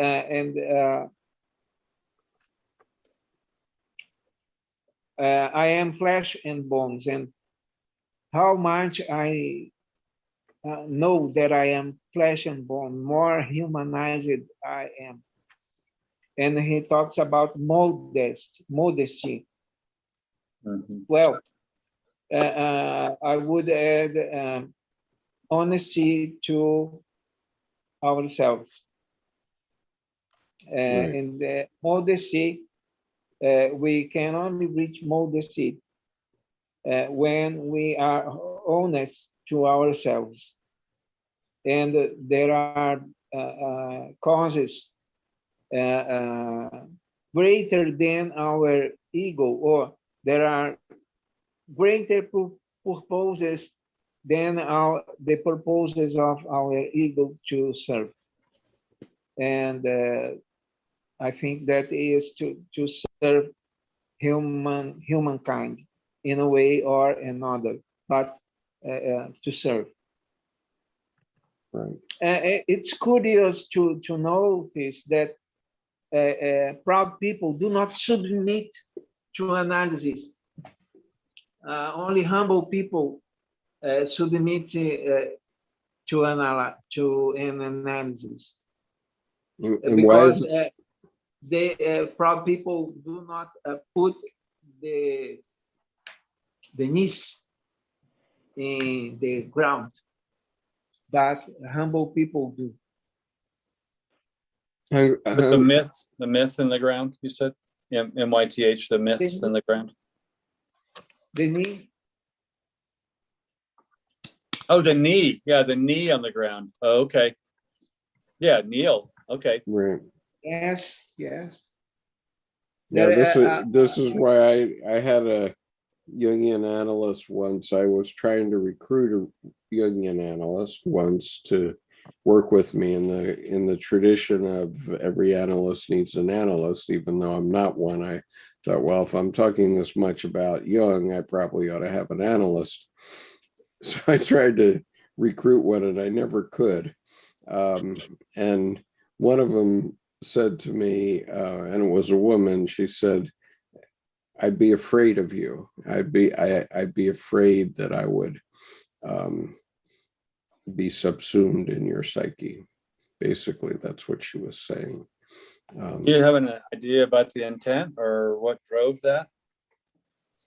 Well, I mean, you are menacing. I will tell you that. I mean, yeah, but I mean, the point is that if you're presumably, and this is only my perception of this, which Joel can correct me if I'm wrong, but if you enter into an analytic relationship with a patient, you are putting your psyche on the table, basically. And so when you amplify something and then they respond to that and you amplify again, after you've done that for a few times, the two of you are entwined, okay? And and maybe the doctor is better than the patient in terms of extracting themselves from that when they feel enough has been brought into consciousness for the patient, so that the patient can be more conscious and function better in the world, which I think is a major objective of the psychotherapy process. And so the doctor knows more about how to get out of that situation, but you're really entwined psychically with that person during the whole analysis process. And because of my broad experience with Jung and my broad experience with life, this woman was afraid of getting, in over her depth. She just didn't feel that she could cope with what was in my psyche, and she knew that she felt that there was already an undertow when we were talking. I don't know. Annabelle, do you have a comment on this? Because that from my experience, that's one of the ways. And then in a sense, a power game in one way, but at the same time, for the therapist who doesn't enmesh, it actually calls on the patient to be more bold, to be able to open up and put yourself on the table, and no one's going to take it, and no one's going to cuddle it, hold it, rock it. And that can cause terror in people. But at the same time, some people are like, oh, thank God, finally, I don't have to answer to it. I can just see it and speak it and have someone else analyze it, as it were. So that whole dynamic is, I appreciate you going in at length. That's, that subsume piece, because it's a very real phenomenon. And it wasn't a question of a power principle. And I certainly was trying to enter the relationship with humility. Right. However, one thing leads to another, I suppose. And, but Annabelle, do you want to comment on these things before I talk about archetype myself? Not really. Partly because I'm in Jungian analysis, so I wouldn't know where to begin. Yeah. Okay. Fair enough. I'm not asking you to bring your analysis to the table here, but I'm just saying this is my experience, that I couldn't recruit a Jungian analyst because they know that I'm broad. I have broader knowledge and experience than they do, and I think typically what had happened in Jung's time was that the analyst was, a PhD and therefore a very member of the intelligentsia, and they could help bring to consciousness things that people hadn't thought about in 1915. I mean, I look back, and this essay was written in 1917. So,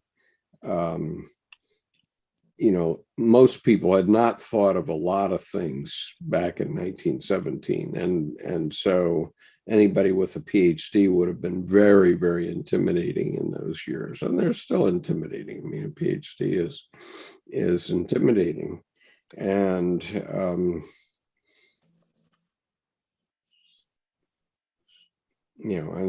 so, but because of my broad experience, I don't have a PhD, I have a JD, but because of my combination of 10 years of higher education and broad life experience around the world, I bring something to the party that requires a pretty strong psyche to deal with it if we're going to have an analysis. So that they're not threatened, and they can bring themselves to the table also just as intensely from their broad variety of backgrounds. Yeah, and I need somebody, and I would need somebody that has a broad background.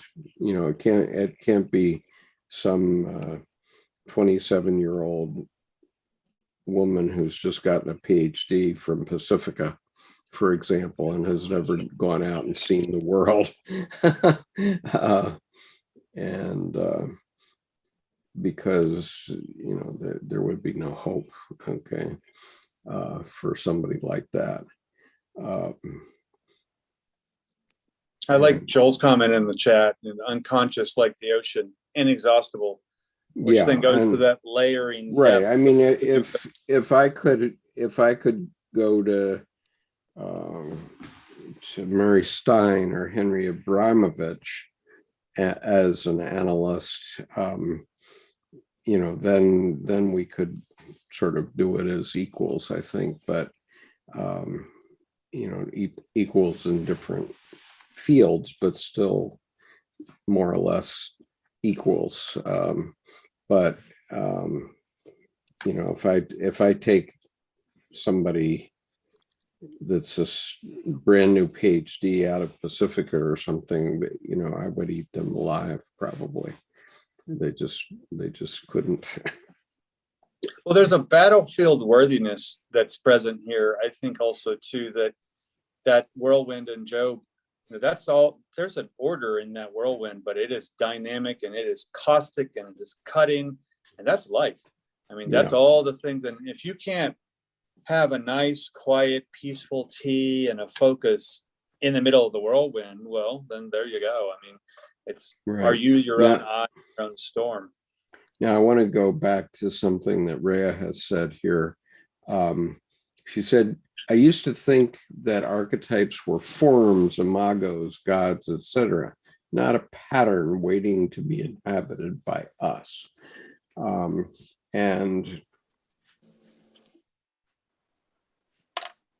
I think it's clear now that a constellated archetype is both form and energy. It's both logos and eros. And so the way I think about it is that an archetype is, and there are many of them, but they're all like dry riverbeds in our psyche. And something happens in your life that puts water through one of those riverbeds. So the most obvious one is motherhood, where, okay, every woman, every female child has the archetype of motherhood in her psyche, but when she actually delivers the child, almost instantly the mother archetype kicks in, and it never leaves in her lifetime.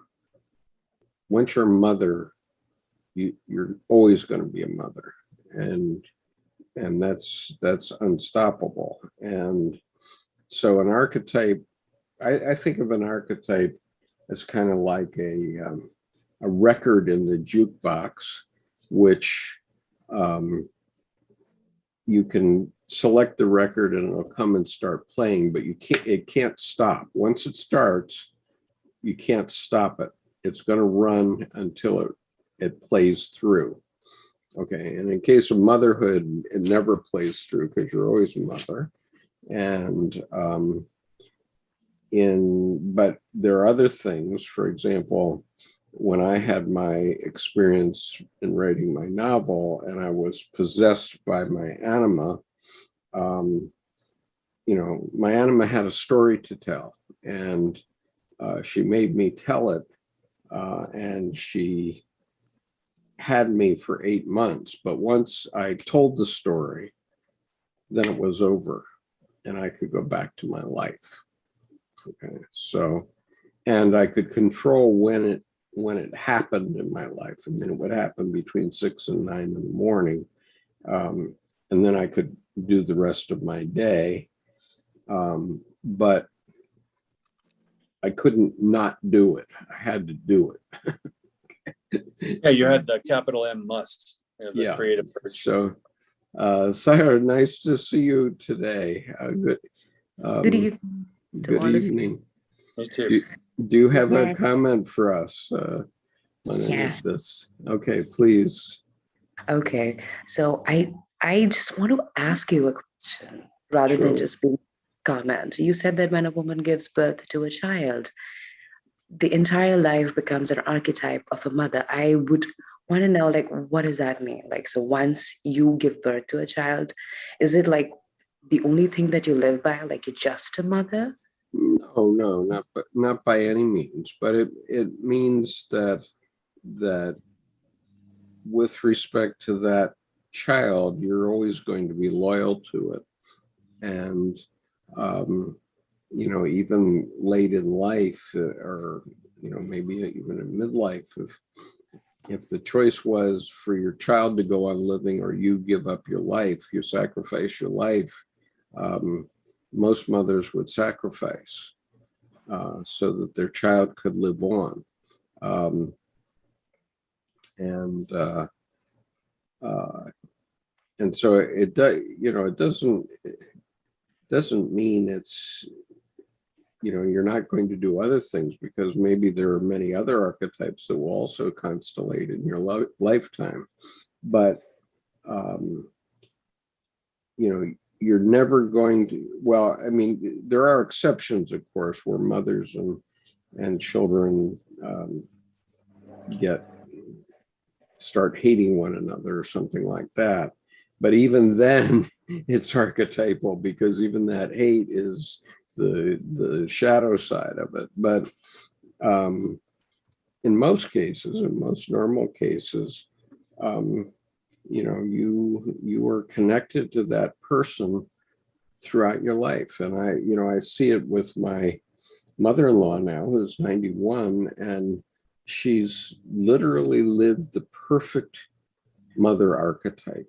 Okay, she never did much outside the home in her lifetime, and she was a librarian, so she's the kind of person who is hopeful that she won't leave a ripple when she dies. She'll just leave life and not leave a ripple, and nobody will remember her except for her daughter, who's my wife, and she put everything into, and the two of them are like peas in a pod. They're very connected, and they have a very strong mother-daughter relationship, right? Okay. It's not, pardon? I'm sorry, that's pretty much like what Indian mothers are like, We share this very similar kind of like, so I don't know, Indian women, would actually be like all about the children. Even if you would have a career, you would be primarily focused on your children. So even if you're like 90 years old, your concern will always be about your children. Yeah, well, it's not only humans too. It happens in every species, right? I mean, mother dog is always going to be loyal to her puppies. She's always going to know which ones are hers. And so, yes, it's instinctual, but it's more than just instinct. It is archetypal, and you see it very clearly in all mammals. You see it very clearly, and nobody can deny it, because we've all had mothers, and we know how they interact with us, and we might get in trouble with our mother, but then we have to make it right at some point too, and as I was saying earlier in this session, in my mother-in-law's case, she's become my mother by transference. Okay, and I've become her son by transference also, because her actual physical son doesn't pay any attention to her. And and that's archetypal too, which, goes to this poem. A son is a son until he takes him a wife. A daughter's a daughter the rest of your life. Okay. That's true. Right. And so that's archetypal. Okay. The son is focused on his spouse and not so much on his mother.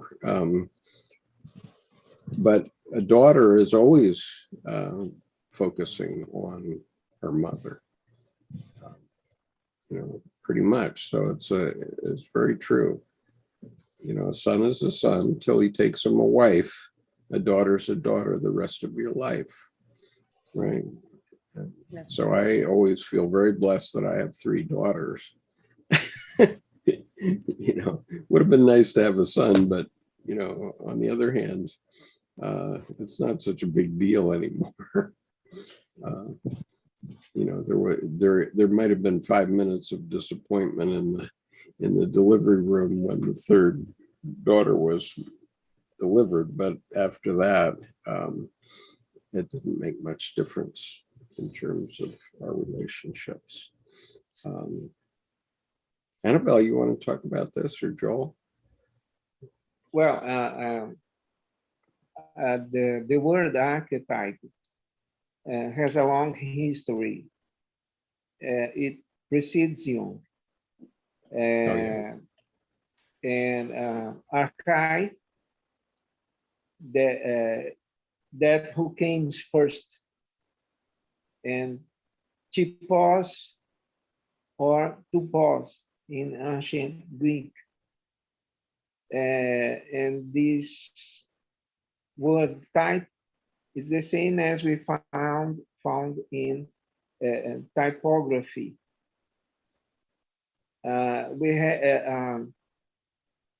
When we talk about archetypes, we are talking about primordial images of humankind.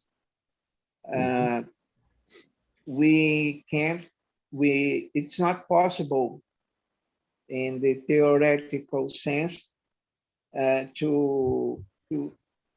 we do not have a direct access to the archetype. We have access to an archetype indirectly in the form of archetypal images. And so we have the archetype of the mother, Magna Mater, the great mother archetype that you were talking about, Eric Neumann. Eric Neumann, a wonderful book about the archetype, about the feminine, the goddess archetype, and how and there is also fundamentals in philosophy. For example, Immanuel Kant wrote about the critics of the practical reason, and in this book he wrote about the universals. He calls universals forms, universals forms. Mm-hmm. And initially, Jung called the archetypes, Jung used the word the dominance of the collective psyche. And then Jung passes to use the word archetype. And we cannot consider Jung as a structuralist. Freud was a structuralist. Freud was what? I'm sorry. Freud was what? Structuralist. Oh, a structuralist, yes. Freud was. Mm-hmm. And that's why Lacan is also structuralist. ask forgive for my English, but Jung was analytical psychology. This gives us a phenomenology of the image,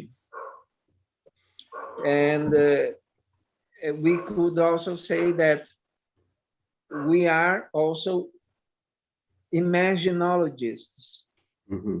We deal with images because that's the language of psyche. And we are, when we enter in touch with our images, we are having the opportunity to learn an idiom, a forgotten idiom. Mm-hmm. And people, that is the connection to be made, not with internet, but connection with self, with the self.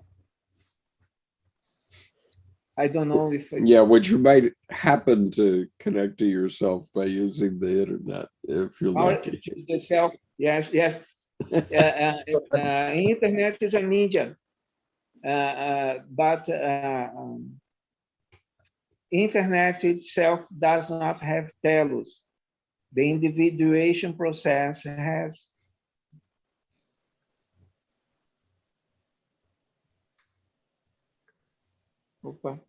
The individuation has what now? Yeah, it has. I think it has. E- Individuation has, period. I think is I stopped there too. The internet does not have internet. Individuation has. Is that, Joel, what you meant? I'm still not following you, Jordan. I think when he said the internet does not have, individuation has. So I think he was truncating the sentence for implication that the internet does not have the telos or telio. I personally really liked his penning of the term imaginologist, speaking in the domain of an idiom, a language of a forgotten idiom, which is pictures, symbols. Right. And the problem that we have, the biggest problem that we have in society right now is that we've trained ourselves, maybe over the last couple hundred years or more, to be total rationalists and to ignore the imagery and the unconscious. And what we have to do is understand that imagery means something when it comes up. I mean, when it took me a while to get it myself, but gradually I've realized that these movie scenes keep popping up on me, and I recognize now that those are my unconscious telling me something, based on something that I've put into my unconscious, obviously by attending a movie or attending it more than once. I mean, some movies I've seen 100 times, like Patton and Gandhi. I used to alternate which one I watched during the time I was writing my monthly report, because it would put me in the proper mood, whether it was Patton or Gandhi, and I just play it in the background. So those two movies, I could probably go through both of them with 85 to 90% accuracy and tell you every scene in those movies and recite much of the dialogue if I put my mind to it. Well, you bring up a good point that the structuralism, the rationalism, the empiricism, trying to forget the imagination. I remember back when I was in Santa Fe years back and doing some Imagine Action team building with a couple of different corporations, and one of the managers has confided in me that he's like, I feel like I'm breeding an environment that's positive, but it just keeps backlashing.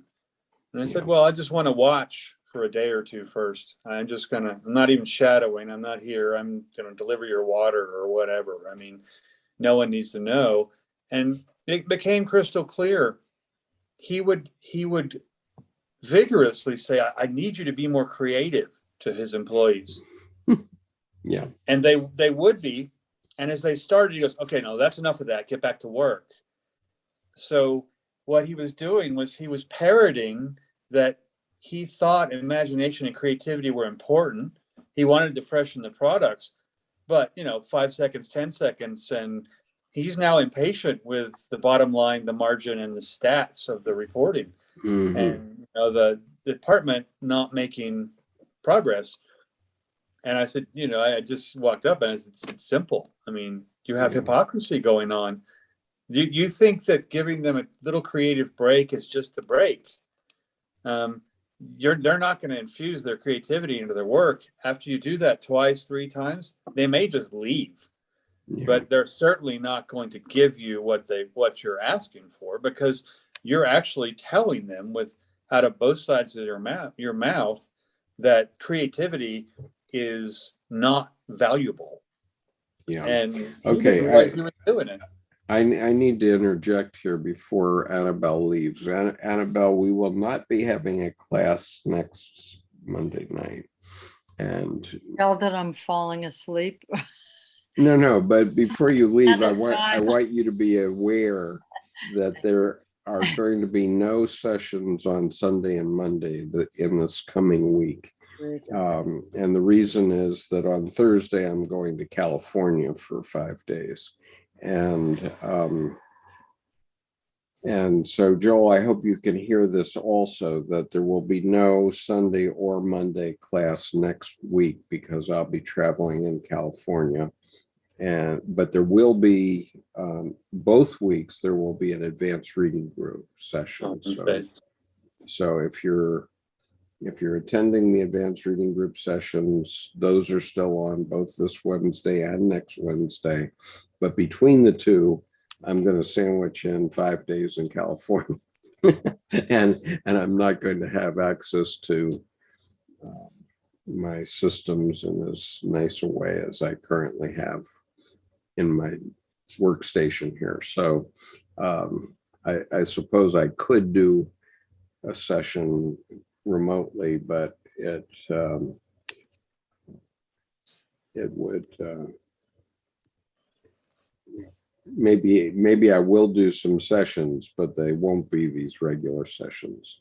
Okay, the regular. Oh yeah, there's also a point of stuffing too much in, and you end up destroying the focus of the purpose of the trip if you're trying to keep all the other business as usual. I get it. I mean, it's well, Sunday morning I'm going to be focusing on performing a play, right? And Monday night I'm going to be traveling from Carmel back up to San Jose, so that I can fly home. So apologies to everyone here online, but there will be no class next week, and so you shouldn't think it's forever. It's only for next week. Nice. And were you here last week, Annabelle? No, I was in Iceland. Oh, you were in Iceland last And week. I never opened my computer the entire time I was there. I brought Very it. wise. Good for you. Very wise. But I did open that sort of collection of essays, the one that's Jung on nature. Yeah. Turned out to be a very good book to have on that trip because I was facing nature. Nice. Seriously, nature. Nature. It's a good trip. It was beautiful. It was very, very beautiful. Yeah. And there's a lot to read about Iceland and by Icelandic writers and all that. So I was mostly doing that, but I brought the one other book, and that was the Jung, which I'm glad that I did. Yeah, I can also recommend Jung on Art by Tu Vandenberg. Colleen has been hammering with me with this book for about 18 months. And I bought it about a year ago and I never really looked at it. But you know, as she was going into her surgery, she's saying, Skip, you got to read this book, you know, or what we're talking about is in this book. And so I'm doing it. And sure enough, it is. And so it's not that we invented anything new when we start to talk about our confluence, but it hasn't gotten out of the silo much, and so I'm trying to think about ways to get it out of the silo, so that people don't get stuck with the teacher who says you got to paint a portrait in a certain way. Right, Yeah. give you an F because it's outside their wheelhouse. Yeah, or give you an F because you wrote about the anima and they don't understand it. You know, that's ridiculous. Well, I remember my stepmother telling me when I was thinking about going to graduate school and you know, post architecture kind of stuff, and it was going to be in psychology. And she said, you know, and she's a PhD, but she said, you know, it used to be, you know, the big ivory tower looked up to. She goes, it's wonderful if it's what you want to do. She said, otherwise, anyone can get one. It's just don't quit. It's just persistence over 4 or so years. She said, but the point is not the PhD. The point is the idea that your thesis, your dissertation is going to be mining in your psyche for your work continuing through. It has to be something that you're going to be interested in, probably lifelong. And that really threw all the weed up, you know, and the chaff just kind of, I'm like, nah, I don't need to do that. And it felt a little pigeonholing, you know, and I didn't know back then. So Joel says, I am reading now the book, Skip the Old Wise Man from the Hill Mountain. I don't know. You're probably thinking of through cryptonesia of the book, the Magic Mountain. Okay. You know, I've actually had a Magic Mountain experience, and the confluence that we had in Aptos in November was that, and I'm kind of expecting that to happen again this weekend, even without Colleen. And Joel says the professor gives Annabelle or Amila an F because he was protecting himself of anima. He was protecting himself. He was protecting his psyche. Yeah, maybe. He didn't want to have to do the work. He didn't want to do the work, right? And so, God bless him. But Mela, if you're doing that program by online at John Kennedy Jr. University, you might want to look at another program. And before you do, I would like to introduce you to a concept called grade appeals. And I remember in college, I think I had 11, and they become a little expert witness thing. The dean's always present, and it's kind of you against the professor against you. But when you come in and you don't go against the professor, you go in support of your paper for its merits, the dean will usually look over to the professor and just give him the look.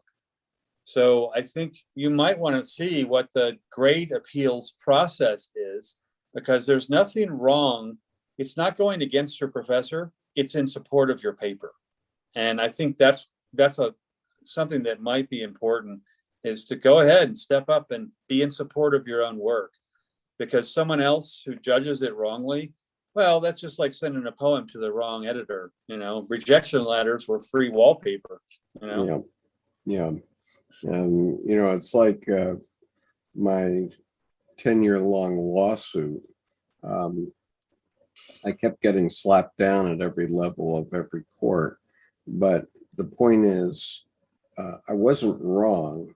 They just couldn't allow my perspective to exist, because if it existed, then it would cause very serious problems in the economy, which now in the fullness of time and my individuation, that was a very painful individuation process. But in the fullness of time, I do understand that and realize that, they could never let me win because it would be too damaging to the whole system.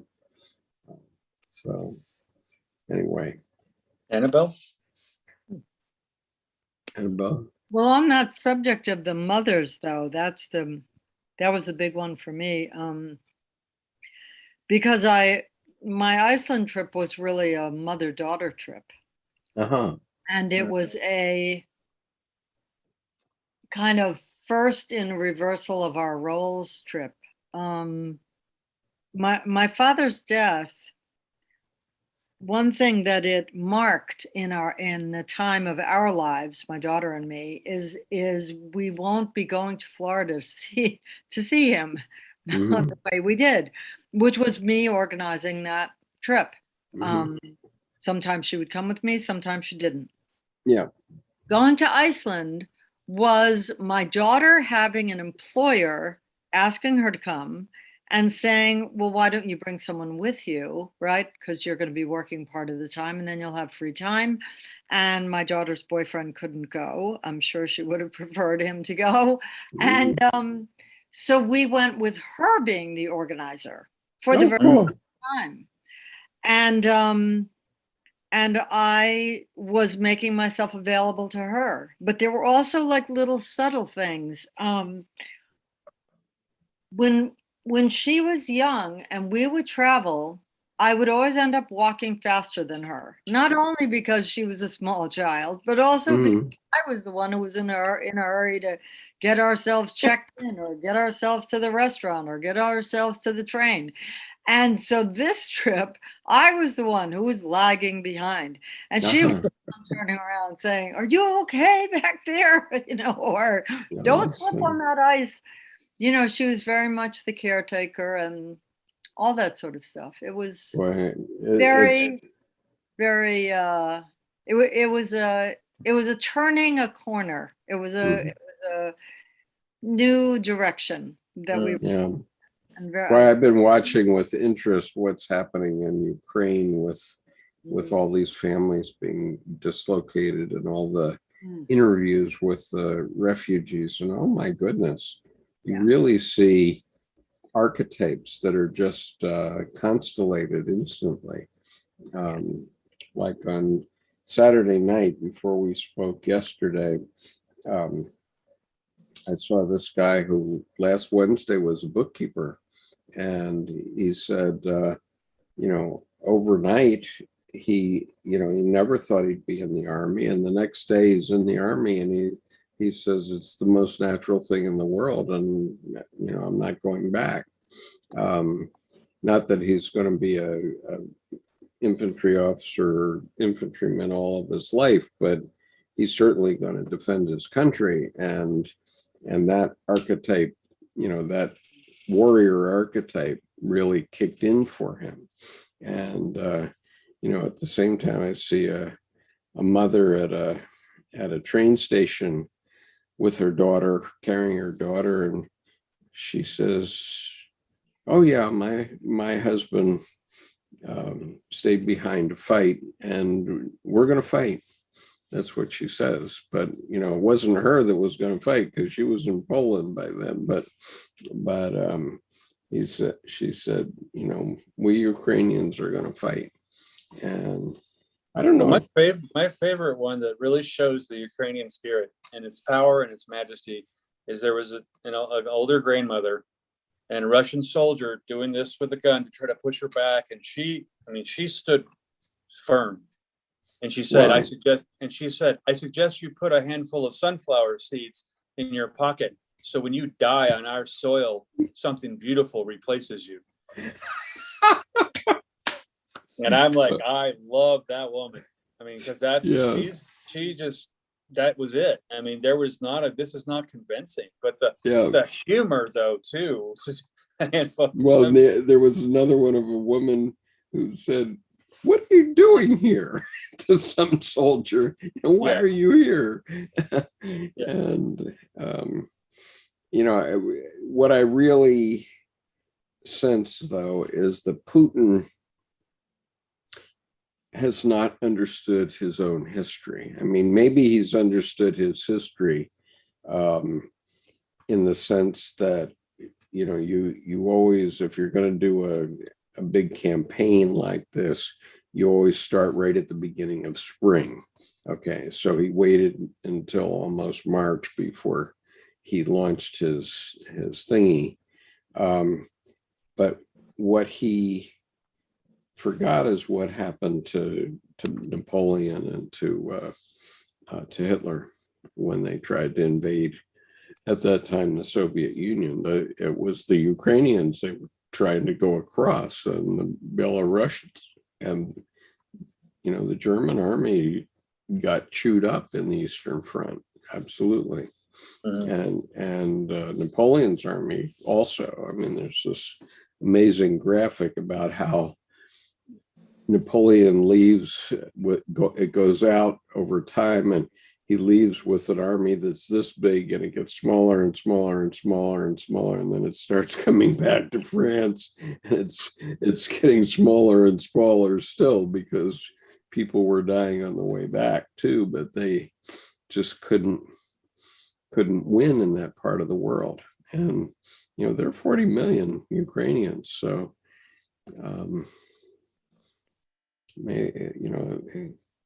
Putin's got what, 150,000 men up against 40 million. Good luck. And I also think that the grandmother's sunflower seed in the pocket was also just apropos, because if you've seen, Ukraine has some of the most beautiful full sunflower fields. And so that would be on her mind, there was almost a positive nationalism of the Ukrainian spirit there. She was thinking about sunflowers. She wasn't scared of him in the least. Yeah, and Putin somehow thought he was going to control the dialogue by in mainstream media in Russia, and he's completely out of it. He would have to shut down the internet in order. Well, it doesn't matter, because they asked Elon Musk for Starlight, and 10 hours later he called them and said done. So now he doesn't have control over their internet. They have internet from Elon Musk, from the Starlight satellite. And then I think Collective Anonymous hacked the Russian national television system and started playing Ukrainian songs. Yeah, I think Anonymous is Anonymous is certainly doing more than any nation state is in the cyber wars right now. And and a lot of us judicious, and handle it brilliantly with in a sense, not playing the same game. Because we couldn't do that. That would be called a war, but Anonymous can do that, regardless of who he, she, they are, Yeah, that's right. So Joel has advised Amila that he says, be yourself, Amila, be yourself. Yes, absolutely. And I've got to sign off now because I'm it's good. variable. Yeah, you and me both. I've been burning the candle at both ends. So it'll be 2 weeks then we see each other. 2 weeks from tonight, we'll start on this second part of this big essay. And Have a we're lovely almost time in California. Thank you. Yeah, good travels. I hope it works out. Yeah. Somewhere I'll see Jordan probably on Wednesday, but it's going to be a wild and woolly week. Yeah. Good. The best Yeah. are. Yeah, they are. I'll see you guys soon then. All right. Yeah, peace. Take care now. Thanks, Justin.